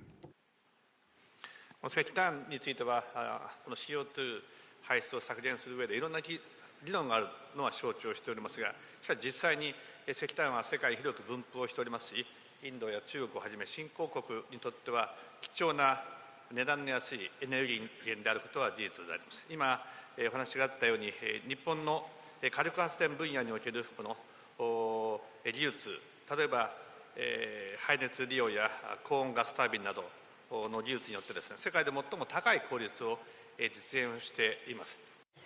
Japanese coal technologies are at the highest level. And in thermal stations, we have a standard 20% higher than around the world. And if we would use our technologies for fast-growing economies, then we could reduce the CO2 emissions. And also in the future, we're going to use gasification and fuel elements, by this raising the efficiency by another 40%.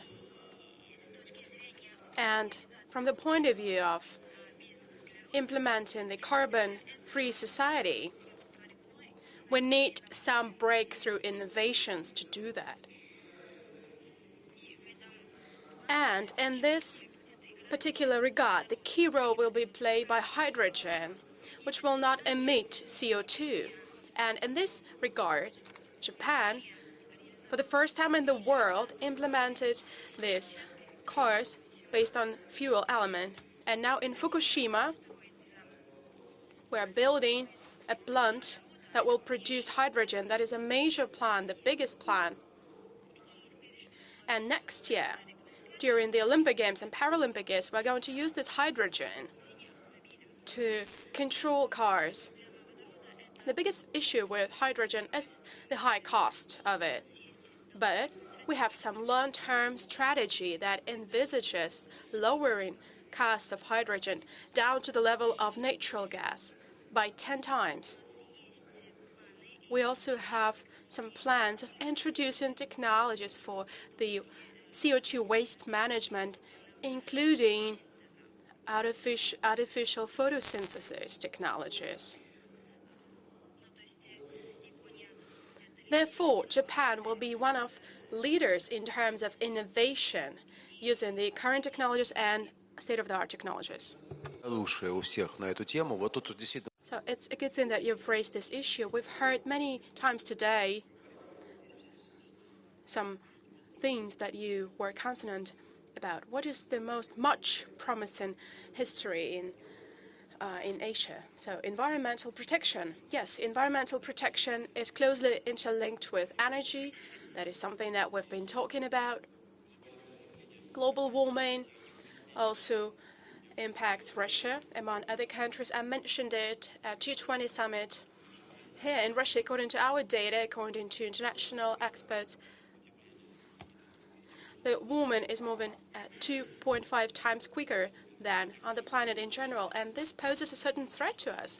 First and foremost, in the north, where you were right to mention that the settlements are built on permafrost, and an issue occurs of what we are to do about that. But we support all the international efforts in this area. As you know, we've supported the Paris Agreement. We assumed rather considerable obligations to reduce emissions by about 70% from the base 1990 level, from the baseline level. By the way, the EU countries assumed a more modest obligation from the same, compared to the same baseline year. They assumed to reduce emissions by 60%. And by the way, we were talking about electric cars. Just now, the international organizations have recorded for the first time in history a drastic downfall in the sales of electric cars. There are certain reasons for that. But not only global warming is responsible for all the environmental issues that we have, there's also an issue of gas motor fuel. A lot of cars are used in big cities. They use this fuel. They use all sorts of fuel, including carbons, in the public utility system. This is all part of the program that we have prepared to improve the environmental situation in the country on the whole. This is just a part of the problem. At the same time, I would like to emphasize that globally, the structure of Russian energy is one of the greenest in the world. More than 1/3 of our energy accounts for hydro energy and nuclear energy. And more than 50% goes for gas, which, as it is well known, is one of the most environmental kinds of fuel among all hydrocarbons. And we're a country rich in hydrocarbons. This is our competitive advantage, and we should never forget that we should make the best and efficient use of this competitive advantage. Well, we should not keep aside from the main trend. We have to think about what will happen tomorrow. We should also consider alternative energy sources, hydrogen energy, for example. Over the recent years, we've introduced about 800 megawatts of capacities based on renewable energy sources. We are working on that. By 2024, we plan to introduce 4.2 or 4.7 gigawatts of these capacities, renewable energy capacities. Just now, together with our Finnish partners, we have put into operation a wind park. We also work on solar energy. We believe this is a very good trend, and we will do our best to make sure our environmental plans are implemented. Thank you very much. Thank you very much. Before thanking the participants of this session, I would like to thank the people of Vladivostok. First of all, this city has provided a lot of volunteers for this forum. We would like to thank them in particular. And Vladivostok has not only turned into a platform for this forum and the place where, please, dear delegates, spend as much money as you can here for the tax revenues for this city. But Vladivostok is also becoming a gate to Russia, to the Far East. So let's thank Vladivostok and its people in particular. Let's applaud them. And a special thanks goes to Prime Minister Abe, Prime Minister Modi, President Batulga, President Putin for participating in this plenary session of the Eastern Economic Forum. See you again soon. Thank you.